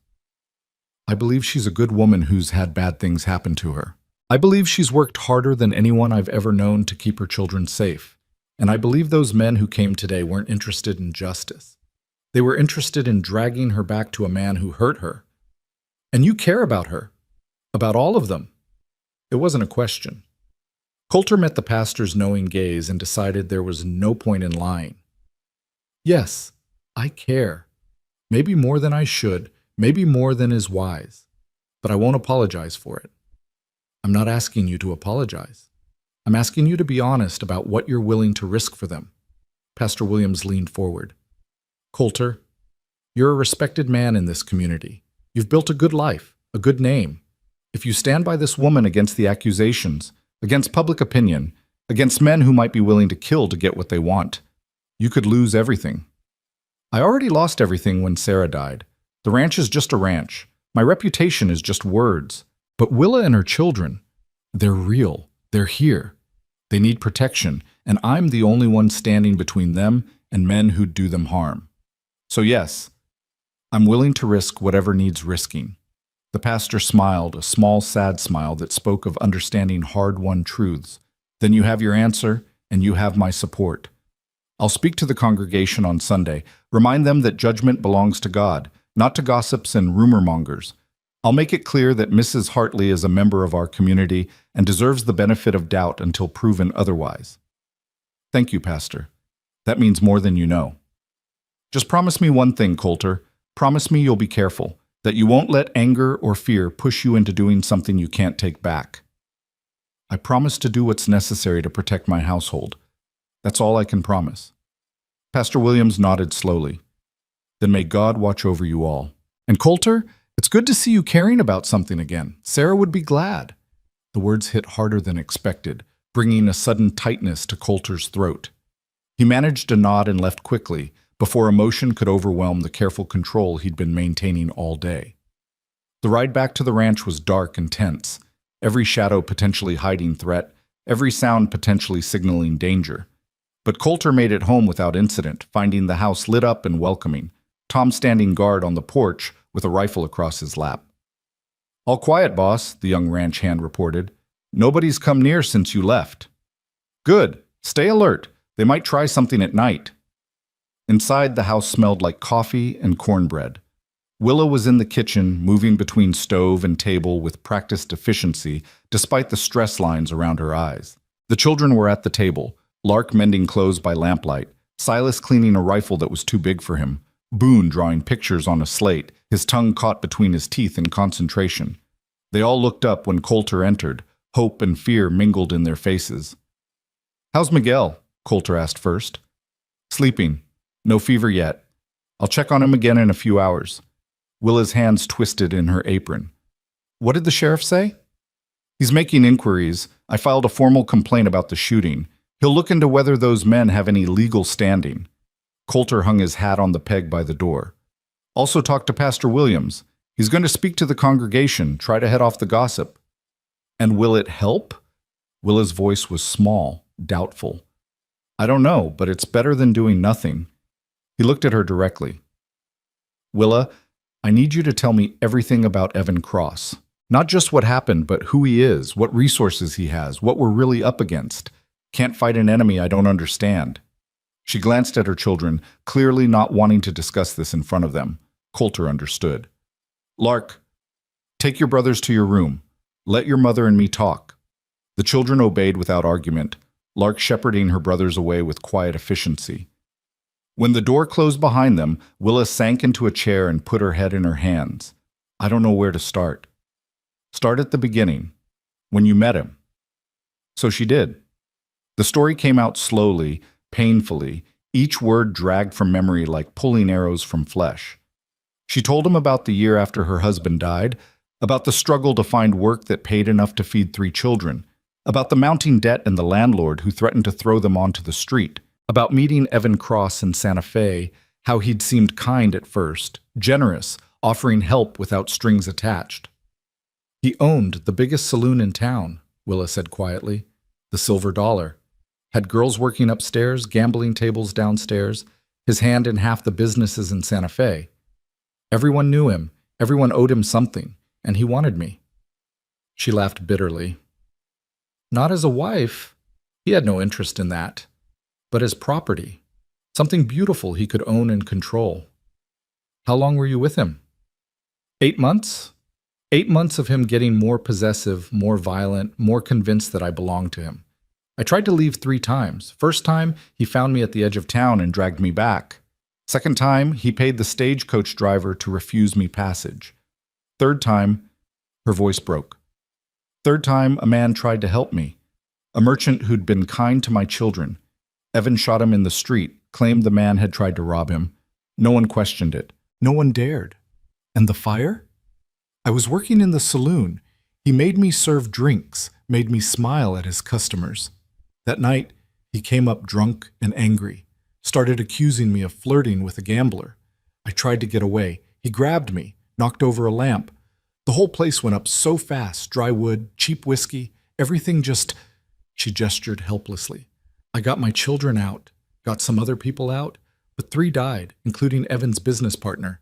And Evan told everyone I'd said it deliberately, that I was trying to kill him, that I'd robbed him before I ran. Did you take anything? Just the wages he owed me. $40 I'd earned serving his customers and cleaning his rooms and letting him treat me like property. But he called it theft, put a price on my head, sent men after me. She looked up at Coulter with haunted eyes. And now he knows where I am, and he'll come. Not just the bounty hunters, him, personally. Because it's not about justice or money anymore. It's about the fact that I escaped, that I'm not his, that I chose freedom over him. He can't allow that. Can't allow anyone to think Evan Cross doesn't get what he wants. Coulter absorbed this information, feeling cold rage settle in his gut. He dealt with men like Evan Cross before, bullies who used money and violence to get their way, who saw other people as objects to be owned and controlled, men who couldn't stand being defied, who would rather destroy something than let it go free. When will he come? Soon. Days, maybe. He'll want to make an example of me, show everyone what happens when you run from Evan Cross. She stood abruptly, pacing the kitchen. Coulter, you need to understand, I'm not worth dying for. I'm just a woman with a bad past and 3 children and nothing to offer except trouble. If I leave tonight, if I take the children and disappear again, he'll find you. Just like he found you here. Coulter stood too, catching her shoulders, making her look at him. And next time, you might not be somewhere safe, might not have anyone to stand between you and him, might end up dead in a ditch somewhere with your children left orphans. That what you want? Of course not. But I don't want you dead either. Then stop trying to run and start trusting that maybe, just maybe, you finally found somewhere you can make a stand. He squeezed her shoulders gently. Willa, I'm not some naive fool who doesn't understand the danger. I've seen violence, seen what men like Evan Cross are capable of, but I'm also not going to roll over and let him take what's mine. I'm not yours. The hell you're not. The words came out more intense than he'd intended, raw with emotion he'd been trying to contain. You and your children have been part of this ranch, part of my life, for months now. You've made this house a home again, made me remember what it's like to care about something beyond just surviving another day. You think I'm just going to hand that over to some violent bastard who thinks he owns you? Not happening. Willa stared at him, her gray eyes wide and shining with unshed tears. You don't know what you're saying. You're lonely, and we've been convenient, and don't tell me what I'm feeling. Coulter's voice was rough but not harsh. I know exactly what this is. I know I care about you more than is probably wise. I know I'd face down the devil himself to keep you and your children safe. And I know that even if Evan Cross brings an army, even if this ends badly, I'd rather stand and fight than spend the rest of my life wondering if I could have saved you and just didn't try. The tears spilled over now, tracking down Willa's cheeks. Why? Why do you care so much? Because somewhere along the way you stopped being my employee and started being everything. Because your laughter fills this house with joy. Because your strength humbles me. Because I look at you and see a future I thought died with Sarah. Because I'm falling in love with you, and that terrifies me and thrills me in equal measure, and I can't imagine my life without you in it anymore. But Coulter couldn't say any of that. Not now, not with danger coming and emotions running high and everything so uncertain. So instead, he just pulled her close, wrapped his arms around her, and let her cry against his chest while the house settled into uneasy quiet around them. We'll figure this out, he murmured into her hair. Together. I promise. And in that moment, holding Willa Hartley while she trembled with fear and relief and something that might have been hope, Coulter Vane made a decision. Whatever came next, whatever price he had to pay, he would keep this family safe, would stand between them and Evan Cross and anyone else who tried to hurt them. Because they were his now in all the ways that mattered. And Coulter Vane protected what was his. The night passed without incident, but no one slept much. Coulter dozed in his office chair, one ear always listening for sounds of approach. Tom and Davies split the watch, circling the house and barn every hour. Inside, Willa checked on Miguel regularly, keeping his fever at bay with cold compresses and willpower. The children huddled in their room, pretending to sleep but really just waiting for dawn and whatever it would bring. Morning came with deceptive beauty, clear sky, cool air, the promise of another perfect August day. But beauty meant nothing when danger was coming. Beauty just made it easier to see your enemies approaching across the empty desert. Coulter was drinking coffee on the porch when he saw the dust cloud on the horizon. Not 3 riders this time. 6, maybe 7. Moving with purpose, not bothering to hide their approach. Coming in daylight because they didn't need to hide anymore. "Tom! Davies! Riders coming!"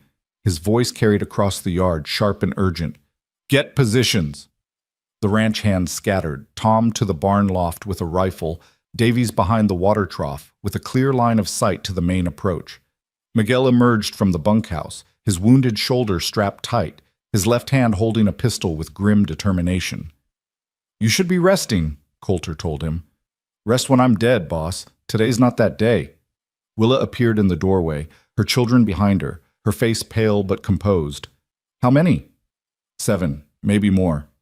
Coulter checked his rifle, made sure his pistol was loaded and ready. "Get back inside. Lock the doors. Don't come out unless I tell you." I can shoot. Willa, please. He looked at her directly. "I need to know you and the children are safe. Need to focus on what's coming without worrying about you. Can you do that for me?" She hesitated, then nodded. "Be careful." "Always am." She retreated into the house and Coulter heard the door bolt slide home. Good. Whatever happened next, at least they'd be protected. At least he wouldn't have to worry about a stray bullet finding them. The riders grew closer, resolving from dust cloud to distinct shapes. 7 men, as he'd thought. 6 of them were rough types, hired guns by the look of them. But the 7th, riding in the center like a general commanding troops, he was different. Well-dressed, confident, riding a horse that had cost more than most men made in a year. Evan Cross. Had to be. The rider stopped 30 yards from the house, spreading out in a loose semicircle, a formation that would let them surround the ranch if shooting started. Coulter stood his ground on the porch, his rifle held ready but not aimed, projecting calm he didn't feel. Evan Cross dismounted and walked forward a few steps, close enough for conversation, but far enough to avoid being rushed. He was maybe 50, well-fed and prosperous, with cold eyes that assessed Coulter the way a man might assess livestock at auction. "Mr. Vane, I presume?" His voice was cultured, educated, with just a hint of southern breeding. "I'm Evan Cross. I believe you have something that belongs to me." "I have employees. None of them belong to you." "Ah, so she has bewitched you." Cross smiled, but there was no warmth in it. "Let me be clear. Willa Hartley is a criminal. She burned down my establishment, killed my business partner, stole from me. I'm here to take her back to Santa Fe to face justice. Funny kind of justice that requires 7 armed men. The kind necessary when dealing with a murderer and a thief. Now, I can do this easy or hard, Mr. Vane. Easy means you turn her over, I pay you for your trouble, and everyone goes home happy. Hard means," he gestured to his men. "Well, I'd rather not resort to hard, but I will if necessary." Coulter let his rifle come up slowly, not pointing at Cross but making his position clear. "Here's the thing, Cross. I don't believe your story. I think you're a violent man who hurt a woman, and when she escaped, you invented crimes to justify hunting her down. I think those men you sent yesterday shot my foreman without provocation. And I think if you want to take Mrs. Hartley anywhere, you're going to have to go through me first. Don't be foolish. You're outnumbered 7 to, 3? 4? Those aren't good odds." "Maybe not, But the first man who pulls a gun dies. And I'm betting that'll be you." Coulter's voice was cold, flat, the voice of a man who'd already decided he was willing to die if that's what it took. "So ask yourself, is your pride worth your life? Because that's what you're risking here." For the first time, uncertainty flickered across Cross's face. He'd expected Coulter to cave, to be reasonable, to hand over Willa rather than risk violence. He hadn't expected someone willing to make this a gunfight he might not survive.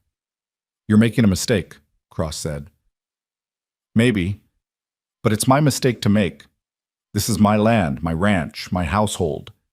And you're trespassing. So I'll give you one chance. Turn around, ride back to Santa Fe. Forget about Willa Hartley. Otherwise what?" Cross's voice hardened.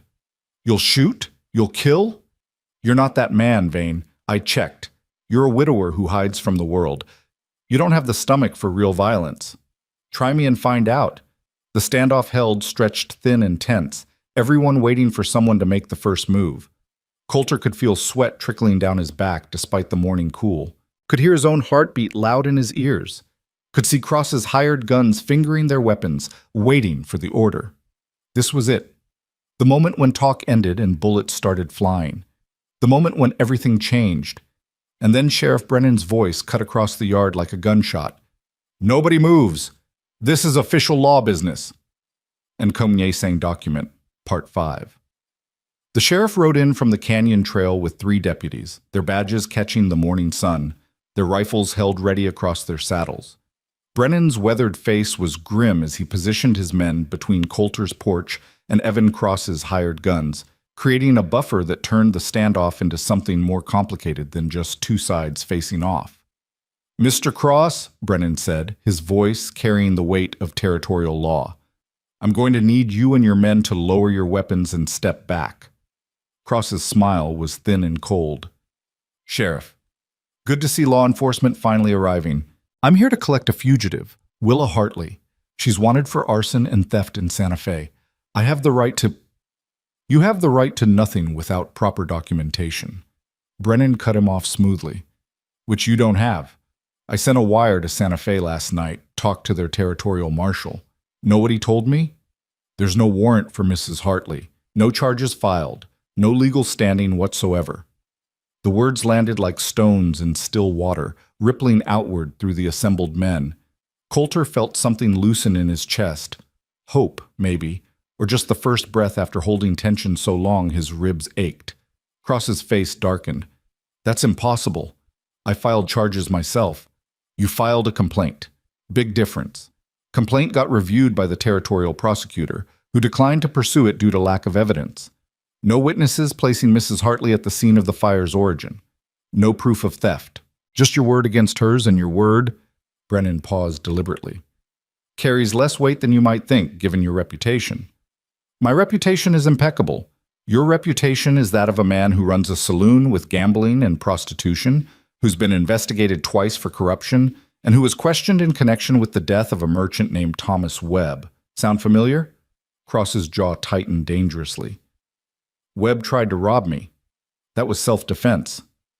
"According to you, according to several witnesses I found when I dug deeper, Webb tried to help Mrs. Hartley leave town, and you shot him in the back. But the investigation got buried because you own half the officials in Santa Fe. Fortunate for you that murder's hard to prove without witnesses willing to testify." Brennan's voice was steel-wrapped in velvet. "Less fortunate that you thought you could bring your territorial corruption into my jurisdiction. You know, I have every right to recover my property. Mrs. Hartley is not property. She's a free woman living and working legally in New Mexico territory. And you," Brennan gestured to the hired guns, "brought 7 armed men onto private land, threatened a rancher, and yesterday your men shot a ranch hand without provocation. That's assault with a deadly weapon. Trespassing. Attempted murder. I've got grounds to arrest every one of you right now." One of Cross's hired guns shifted nervously. Another's hand drifted away from his pistol. The confidence that had carried them here was evaporating under the weight of actual law, actual consequences. They were hired muscle, not outlaws willing to face hanging for someone else's obsession. Cross saw his advantage slipping and played his last card. "Sheriff, I don't think you understand who you're dealing with. I have connections. Friends in high places. One word from me and your career set is protected by territorial law and the fact that I'm doing my job. Brennan's voice never wavered. And you know what I've got that you don't? A telegraph line. Already sent word to the territorial marshal about this situation. He's very interested in a wealthy saloon owner using hired guns to pursue personal vendettas across territorial lines. Suggested I might want to hold you for questioning until he can ride down from Santa Fe himself.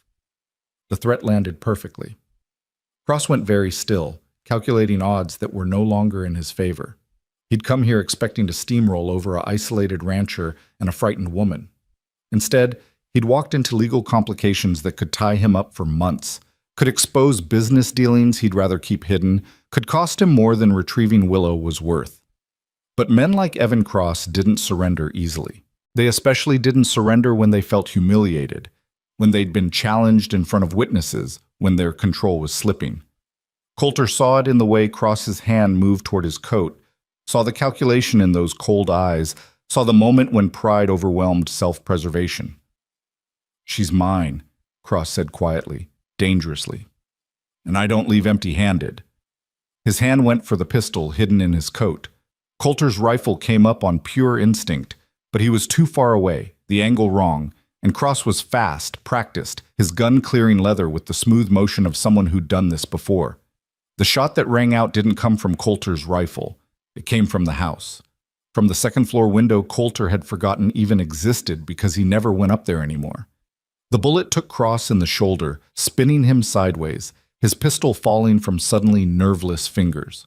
Willa stood in that window, Coulter's other rifle, the one he'd stored in the upstairs bedroom he couldn't bear to enter, smoking in her hands. Her face was pale but set, her gray eyes fierce with the determination of someone who'd finally stopped running and decided to fight. "I said no," she called down, her voice carrying across the suddenly silent yard. "I said no to you 3 years ago in Santa Fe, and I'm saying no now. I'm not yours. I was never yours. And if you come after me or my children again, the next bullet won't be in your shoulder." The hired guns scattered like startled birds, hands up, moving away from Cross, making it clear they wanted no part of this anymore. Sheriff Brennan was already moving, his deputies with him, surrounding Cross before the wounded man could recover his pistol. "Evan Cross, you're under arrest for attempted assault, trespassing, and about 6 other charges I'll think of on the ride back to Socorro." Brennan gestured to his deputies. "Get him bandaged and on a horse. The rest of you," he addressed the hired guns, "you've got 1 hour to be out of this territory. After that, I see any of you. I'm assuming you're part of Cross's criminal enterprise and arresting you accordingly." They didn't need to be told twice. Within minutes, 6 horses were galloping back down the canyon trail, kicking up dust in their desperation to be gone. Cross, his shoulder wrapped in rough bandages, sat on his horse with his hands bound, his face twisted in rage and pain and disbelief that this had happened, that he'd lost, that a woman he'd thought he owned had shot him. Brennan mounted up, then paused and looked at Coulter. "That was close. Too close. You should have sent for me earlier. Didn't know if you'd come." "I'm the law. Of course I'd come." The sheriff's expression softened slightly. "You did good, Coulter. Standing up for what's right, even when it wasn't easy. Your father would have been proud." Then they were gone. Evan Cross and his failed vengeance disappearing down the trail toward Socorro and jail, and the legal consequences he'd thought his money could protect him from. The silence that followed was profound, broken only by the sound of Coulter's boots on the stairs as he took them 3 at a time, heading for the second floor, for the room he hadn't entered in 3 years, for Willa. She was still standing at the window, the rifle hanging loose in her hands now, her whole body shaking with reaction. Coulter crossed the room and carefully took the rifle from her, setting it aside before pulling her into his arms. "You shot him," he said, half laughing, half shocked. "You actually shot him. I couldn't let him hurt you, couldn't let him take me, couldn't—" Her voice broke. "I'm so tired of running, Coulter, so tired of being afraid. And when I saw him reaching for his gun, saw you in the line of fire, I couldn't lose this. Couldn't lose you." Coulter held her tighter, burying his face in her hair, breathing in the scent of her, soap and sunshine and courage that had carried her through hell and out the other side. "You didn't lose anything. You won. We won. Is it really over? She pulled back enough to look at his face, her eyes searching for truth. Can it really be over? Sheriff has him in custody. No legal standing for his accusations. Witnesses to attempted assault. He's going to jail, Willa, and even if he gets out eventually, he knows now that you're not alone, not defenseless. He knows coming after you means facing consequences. Coulter cupped her face in his hands. You're free. Finally, actually free. The tears came then, great shaking sobs that were equal parts relief and grief and the release of 3 years of fear she'd been carrying like stones in her pockets. Coulter held her through it all, murmuring wordless comfort, stroking her hair, letting her cry out every moment of terror, every sleepless night, every time she'd wondered if today would be the day Evan Cross found them. When the storm finally passed, Willa looked up at him with red-rimmed eyes and a tremulous smile. I shot him from Sarah's room, from her window. I hope she doesn't mind. She wouldn't mind. Coulter looked around the room he'd been avoiding, seeing it now with new eyes. Sarah's embroidery still hung on the wall, her hairbrush still sat on the dresser, the curtains she'd sewn still framed the window where Willa had made her stand. She'd probably say it was about time someone used this room for something useful, instead of letting it gather dust as a shrine. You loved her very much. I did. Still do, in the way you love people who shaped your life even after they're gone. He looked down at Willa, at this woman who'd brought his house back to life, who'd reminded him what it felt like to care about something beyond just surviving. But Sarah's gone, and I'm still here, still living, and I'm starting to think maybe that's allowed. Maybe I'm allowed to move forward instead of staying frozen in the past. Willa's hand came up to rest against his chest, right over his heart. What are you saying, Coulter? What was he saying? That somewhere between hiring her as a cook and standing in his yard ready to die to protect her, he'd fallen in love? That watching her defend her children with fierce maternal devotion had shown him what real strength looked like? That coming home to her smile and her cooking and the sound of her children's laughter had healed wounds he'd thought were permanent? All of that, none of that, everything compressed into the simple truth that he couldn't imagine his life without her anymore. I'm saying stay, he said simply. Not as an employee, not hiding in the housekeeper's room like you're just passing through. Stay as whatever you want to be, as my partner, my companion, as, he took a breath, as my wife, if you'd consider it, someday. When you're ready, no pressure, no expectations, just stay, build a life here, with me. Willa's eyes widened, filling with fresh tears. Coulter, I have 3 children. I have a past. I have nothing to bring to a marriage except complications, and you have everything I need. You have strength and courage and the ability to laugh, even when life's kicked you down. You have 3 incredible children who've already made this ranch feel like home, and you have me, if you want me. Broken pieces and all. He smiled slightly. Fair warning, I'm not easy. I'm stubborn, and I'm too used to being alone, and I'll probably mess this up 100 times, but I'll try. For you, I'll try. You won't mess it up. Willa's hand moved from his chest to his face, cupping his jaw with infinite tenderness. You're the best man I've ever known, kind and strong and honorable. You saved us, saved me. How could I not? She stopped, emotion choking off her words. How could you not what? How could I not love you? She whispered. I tried not to. Tried to keep appropriate distance, tried to remember I was just an employee, tried not to hope for anything beyond safety and survival. But you made it impossible. You saw me, really saw me, not as a victim or a scandal or someone to pity, but as a person worth protecting, worth caring about. And I fell in love with you somewhere between that first breakfast and right now, standing in your late wife's room, having just shot a man to keep him from hurting you. Coulter laughed, a sound of pure joy that felt rusty from disuse but real, so real. That's quite a range of time to pinpoint. I'm not good at romantic declarations. I'm better at practical things like cooking and sewing and apparently shooting people who threaten my family. Our family, Coulter corrected gently. If you'll have me. If you'll let me be part of it. Yes. The word was simple, definitive, carrying the weight of every hope she'd been afraid to voice.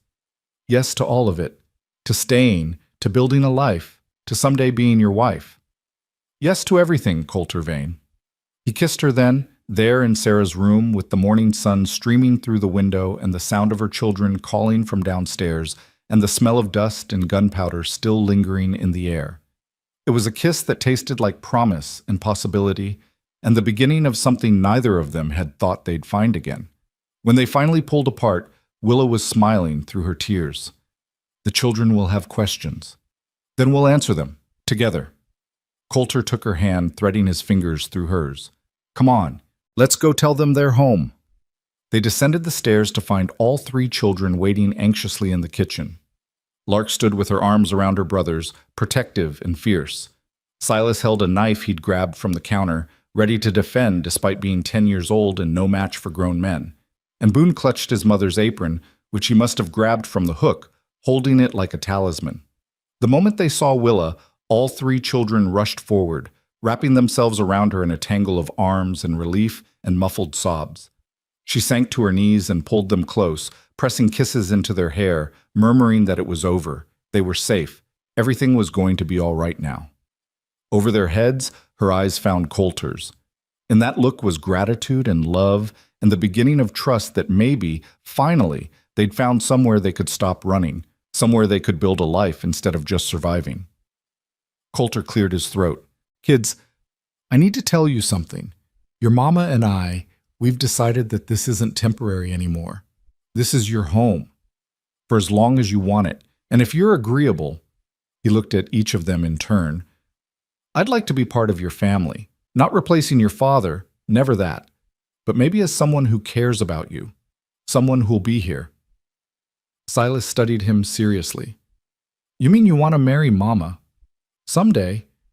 When she's ready, when you're all ready, no rush. Coulter met the boy's gaze steadily. But yes, that's what I mean. Lark's eyes were bright with tears. You'd want us? All of us? Even knowing about Santa Fe and Evan Cross and everything? Especially knowing all that.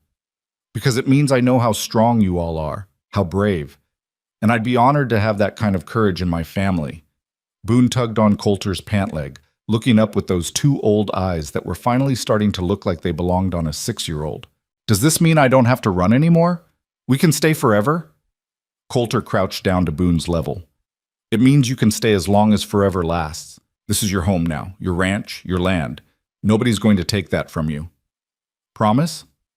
The same question Boone had asked in the barn that evening that felt like a lifetime ago. Promise.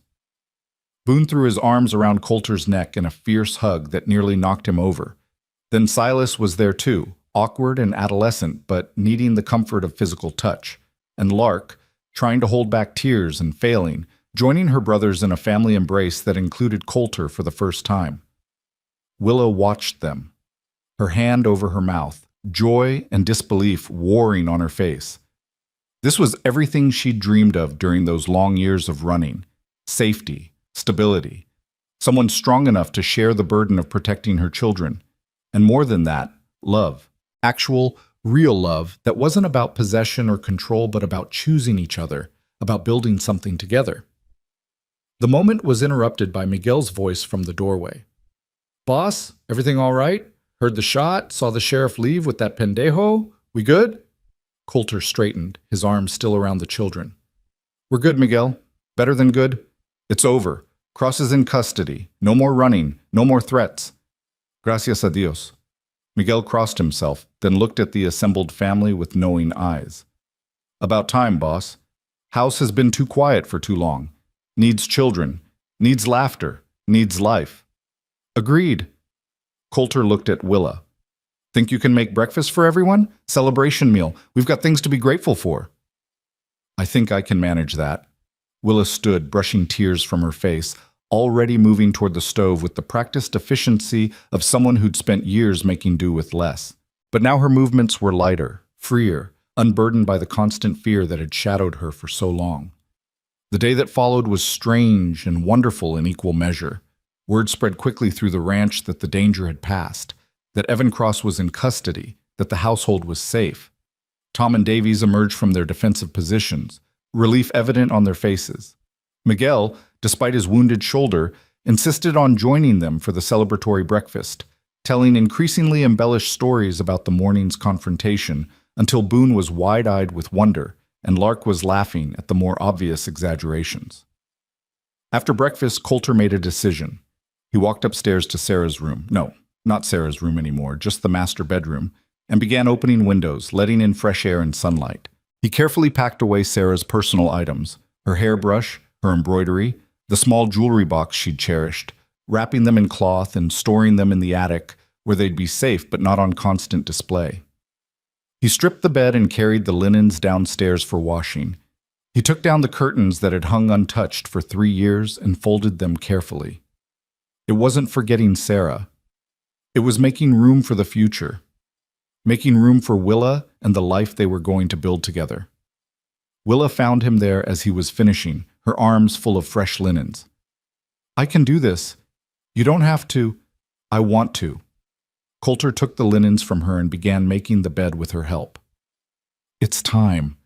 Past time, really. Sarah wouldn't want me living in a museum. She'd want me living in a home." "Tell me about her," Willa said softly as they worked. "Not just that she was kind or that you loved her. Tell me what she was really like." So Coulter did. He told her about Sarah's terrible singing voice and how she sang anyway, at the top of her lungs, while she gardened.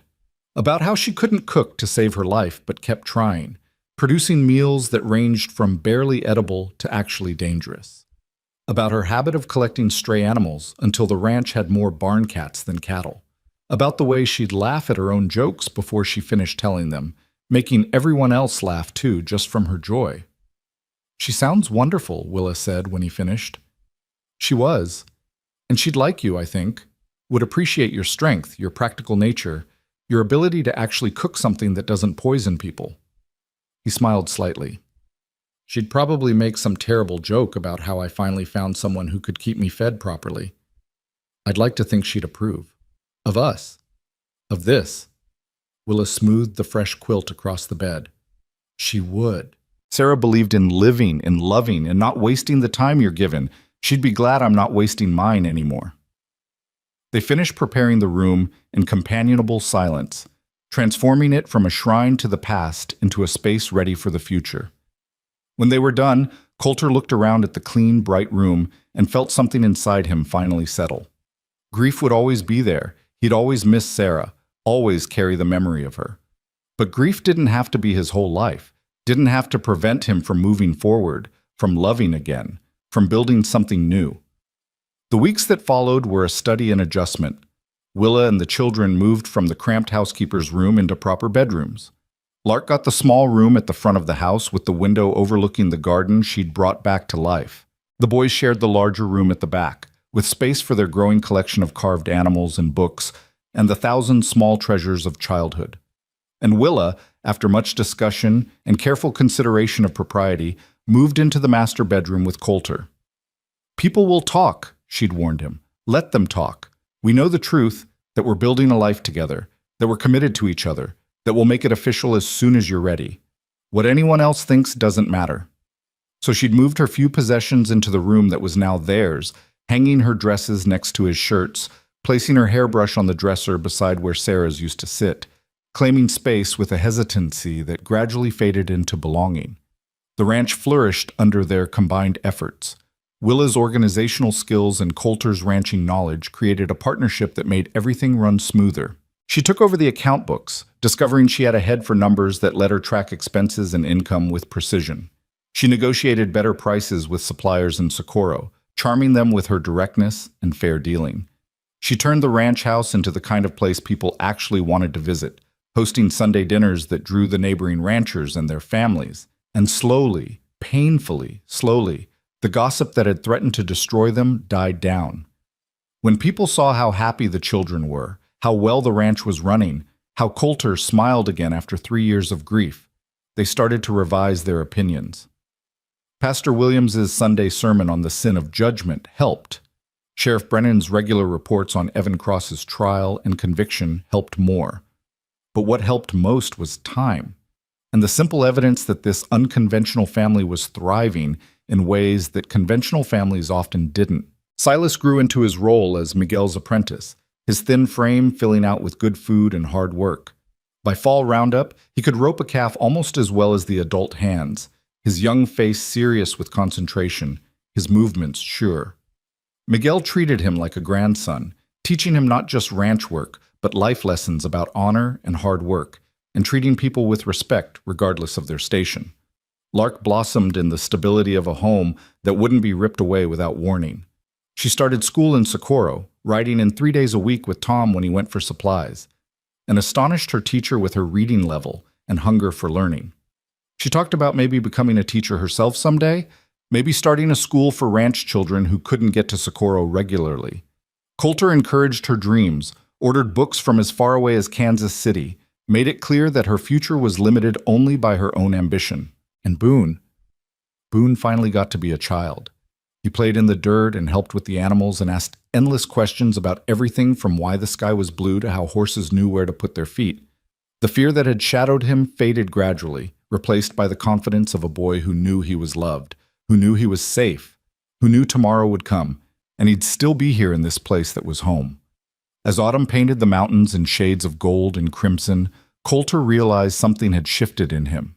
The emptiness that had defined his existence for 3 years was gone, filled by laughter and purpose, and the simple pleasure of coming home to people who were glad to see him.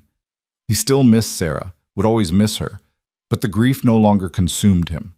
It had become something he carried rather than something that carried him, a part of his story, but not the whole story. One evening in late October, with the first snow threatening in the mountains and the smell of Willa's beef stew filling the house, Coulter gathered everyone in the front room.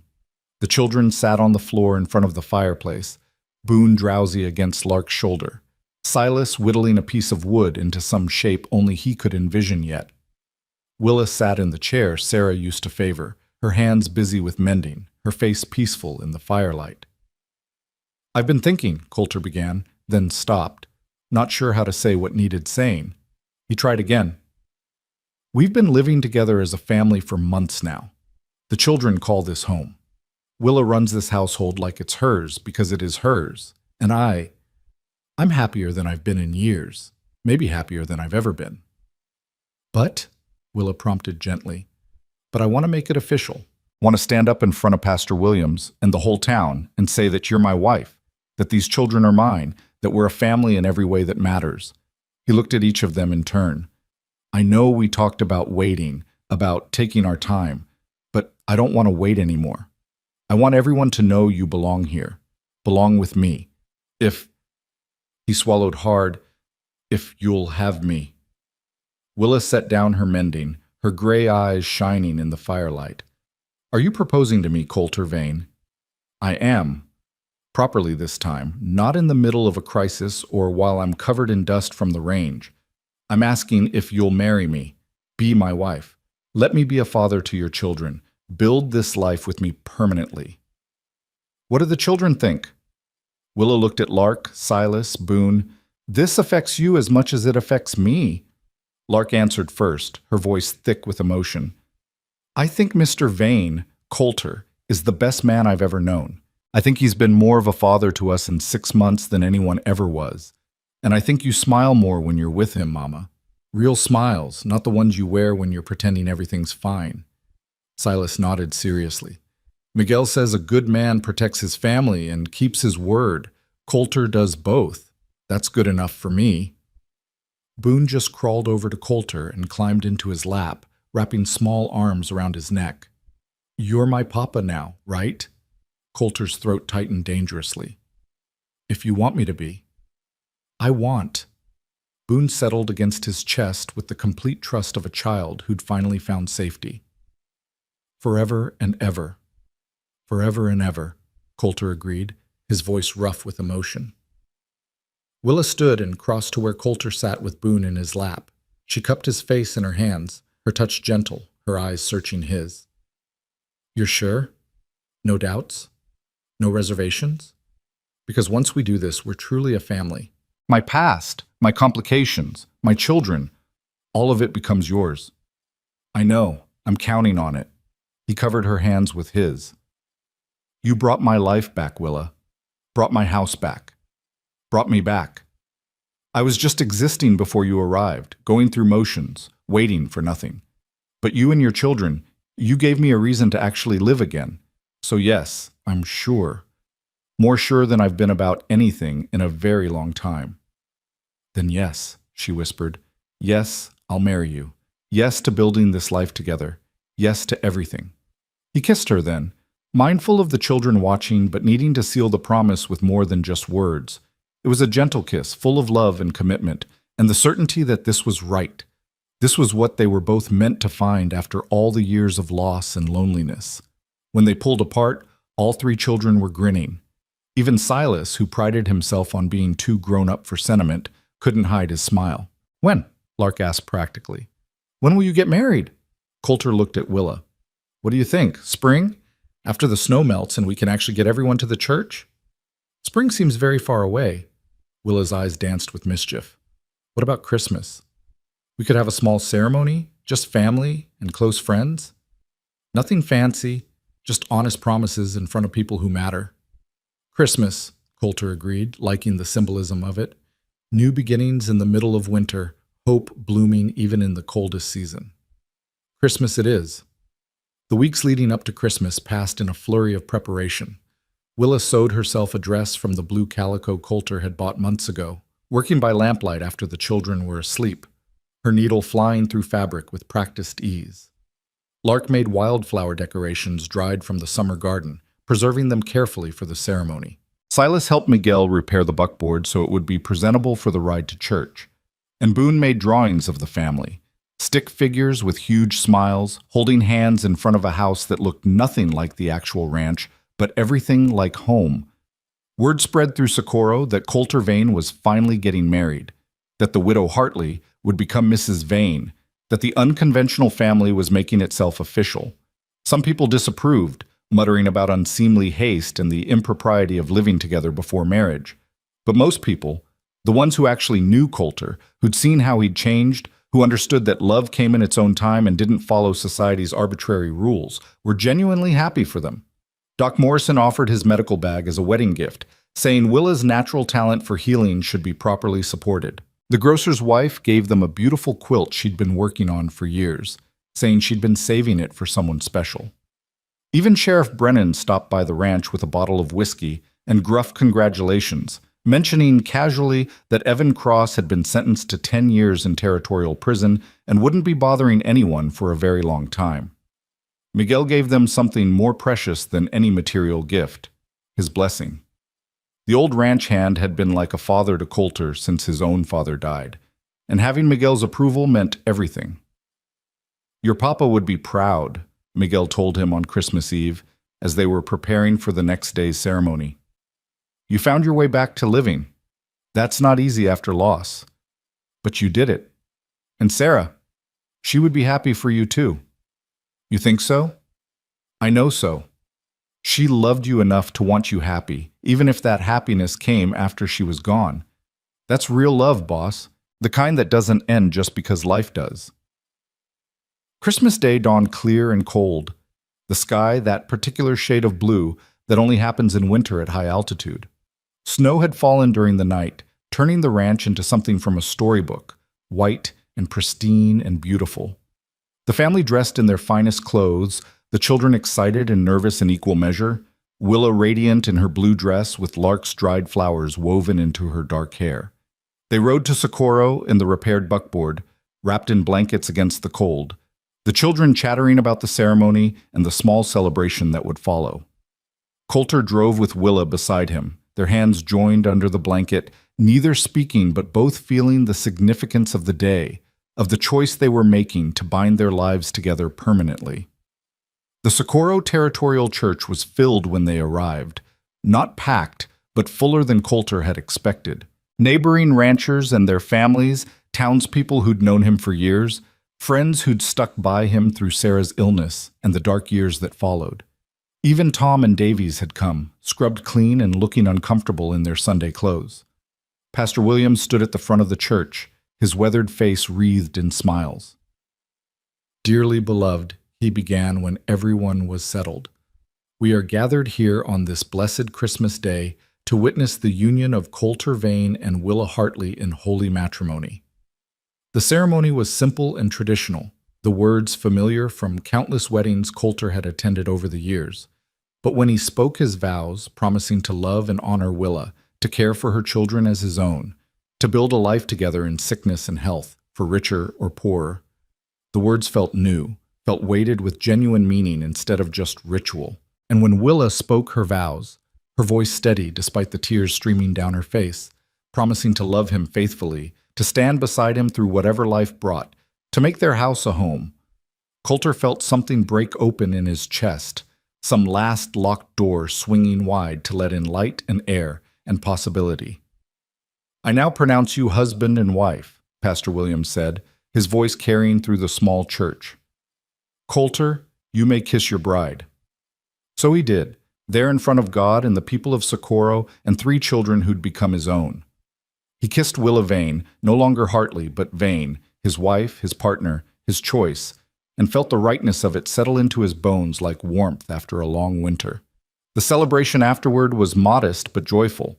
Someone had organized food and drink in the church hall, and suddenly there was music and laughter and children running between the adults' legs. Coulter danced with his new wife, awkward because he'd never been graceful, but not caring because Willa was laughing and her eyes were bright with happiness, and this moment was perfect just as it was. He danced with Lark too, who blushed and stepped on his feet but glowed with pleasure at being treated like the young lady she was becoming. And he lifted Boone onto his feet, letting the boy stand on his boots while they swayed to the music, Boone giggling at the silliness of it. As the sun began to set and families started heading home before full dark, Coulter stood on the church steps with his arm around Willa's waist, watching the children play in the snow with some of the town kids. They looked so normal, so happy, so completely unlike the frightened, too quiet children who'd arrived at his ranch 6 months ago with nothing but the clothes on their backs and their mother's fierce determination to keep them safe. "What are you thinking?" Willa asked softly. "That I'm the luckiest man alive." He pulled her closer. "That I got a second chance I didn't think I deserved. That I love you more than I knew it was possible to love someone. That—" He stopped, emotion choking off words. "That you're happy," Willa finished for him. "I can see it in your face. The shadows are gone. You're actually, genuinely happy." "I am. Because of you. Because of them." He gestured to the children. "You saved me, Willa. You and your children walked into my life and saved me from slowly turning into a ghost, haunting my own house. We saved each other, I think. You gave us safety. We gave you purpose. Fair trade." "More than fair." He kissed her temple. "Come on. Let's go home." Home. The word had never sounded better. They collected the children and rode back to the ranch as twilight painted the sky in shades of purple and gold. The house was warm and welcoming when they arrived, candles lit in the windows courtesy of Miguel, who'd stayed behind to tend the animals and prepare a simple supper for the newly expanded family. That night, with the children finally asleep in their rooms and the house quiet around them, Coulter and Willa stood in their bedroom now, truly theirs, and just looked at each other. "So," Willa said, a smile playing at her lips, "what happens now?" "Now we live," Coulter said simply. "We wake up tomorrow and the day after and all the days after that, and we build this life we promised each other. We raise these children. We run this ranch. We figure things out as we go, probably make mistakes, definitely have hard times. But we do it together."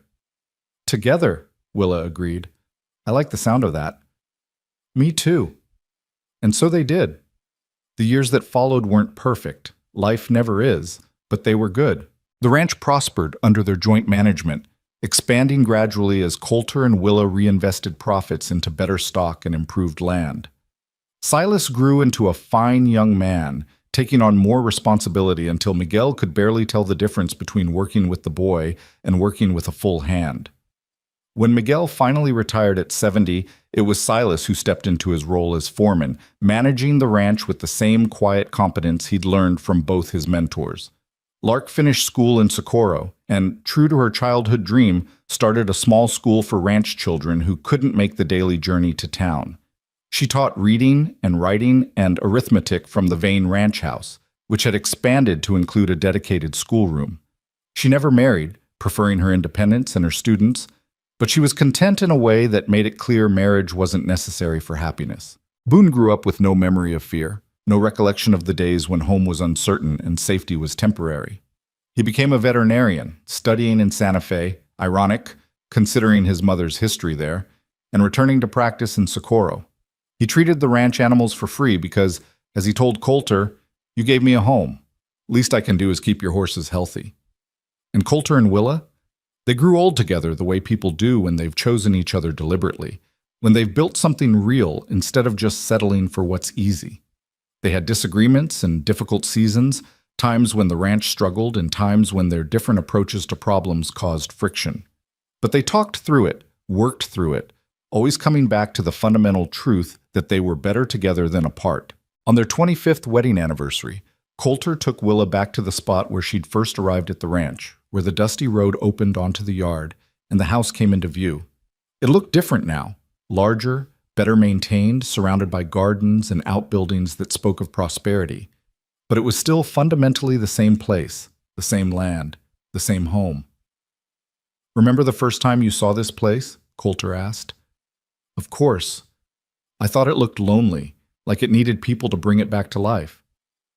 "You did that, brought it to life, brought me to life." "We did it together," Willa corrected, taking his hand. "You saved us. We saved you.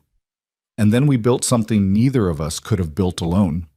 That evening, with all three grown children and their families gathered around the dinner table, because family traditions mattered because Sunday dinners had become sacred, Coulter looked around at the chaos of conversation and laughter and small grandchildren sticky with dessert and felt a contentment so profound it was almost painful. This was what life was supposed to be. Not perfect, not without its challenges and sorrows, but full, rich, meaningful, populated by people who chose each other, who showed up, who loved through the hard times and celebrated the good times and just kept showing up day after day. Willa caught his eye across the table and smiled, that same steady gaze that had met his across the ranch yard 25 years ago, when she'd been a desperate widow with nothing, and he'd been a broken widower who'd forgotten how to hope. That look said, "We made it. Against all odds, against every challenge, we made it." And they had. Years later, when Coulter Vane finally passed in his sleep at the age of 86, with Willa holding his hand and his children surrounding his bed, his last words were simple. "Best decision I ever made was letting you stay." "Best decision I ever made was asking to," Willa whispered back. And it was true for both of them. The best decision, the bravest choice, the leap of faith that had transformed two broken people into one whole family. They'd built something lasting from dust and hope and stubborn determination, something that outlived them both in the ranch that still bore the Vane name, in the children and grandchildren who carried forward their legacy of choosing love over fear, of standing up for what mattered, of never giving up even when the world seemed determined to break them. The notice in the dust had brought them together. Hiring, ranch cook, meals for one, room provided. Simple words that had changed everything. And from that simple beginning, they'd built a home, a family, a life worth living. Sometimes that's all it takes. A chance offered, a risk taken, a moment of courage when it would be easier to run. Sometimes that's everything.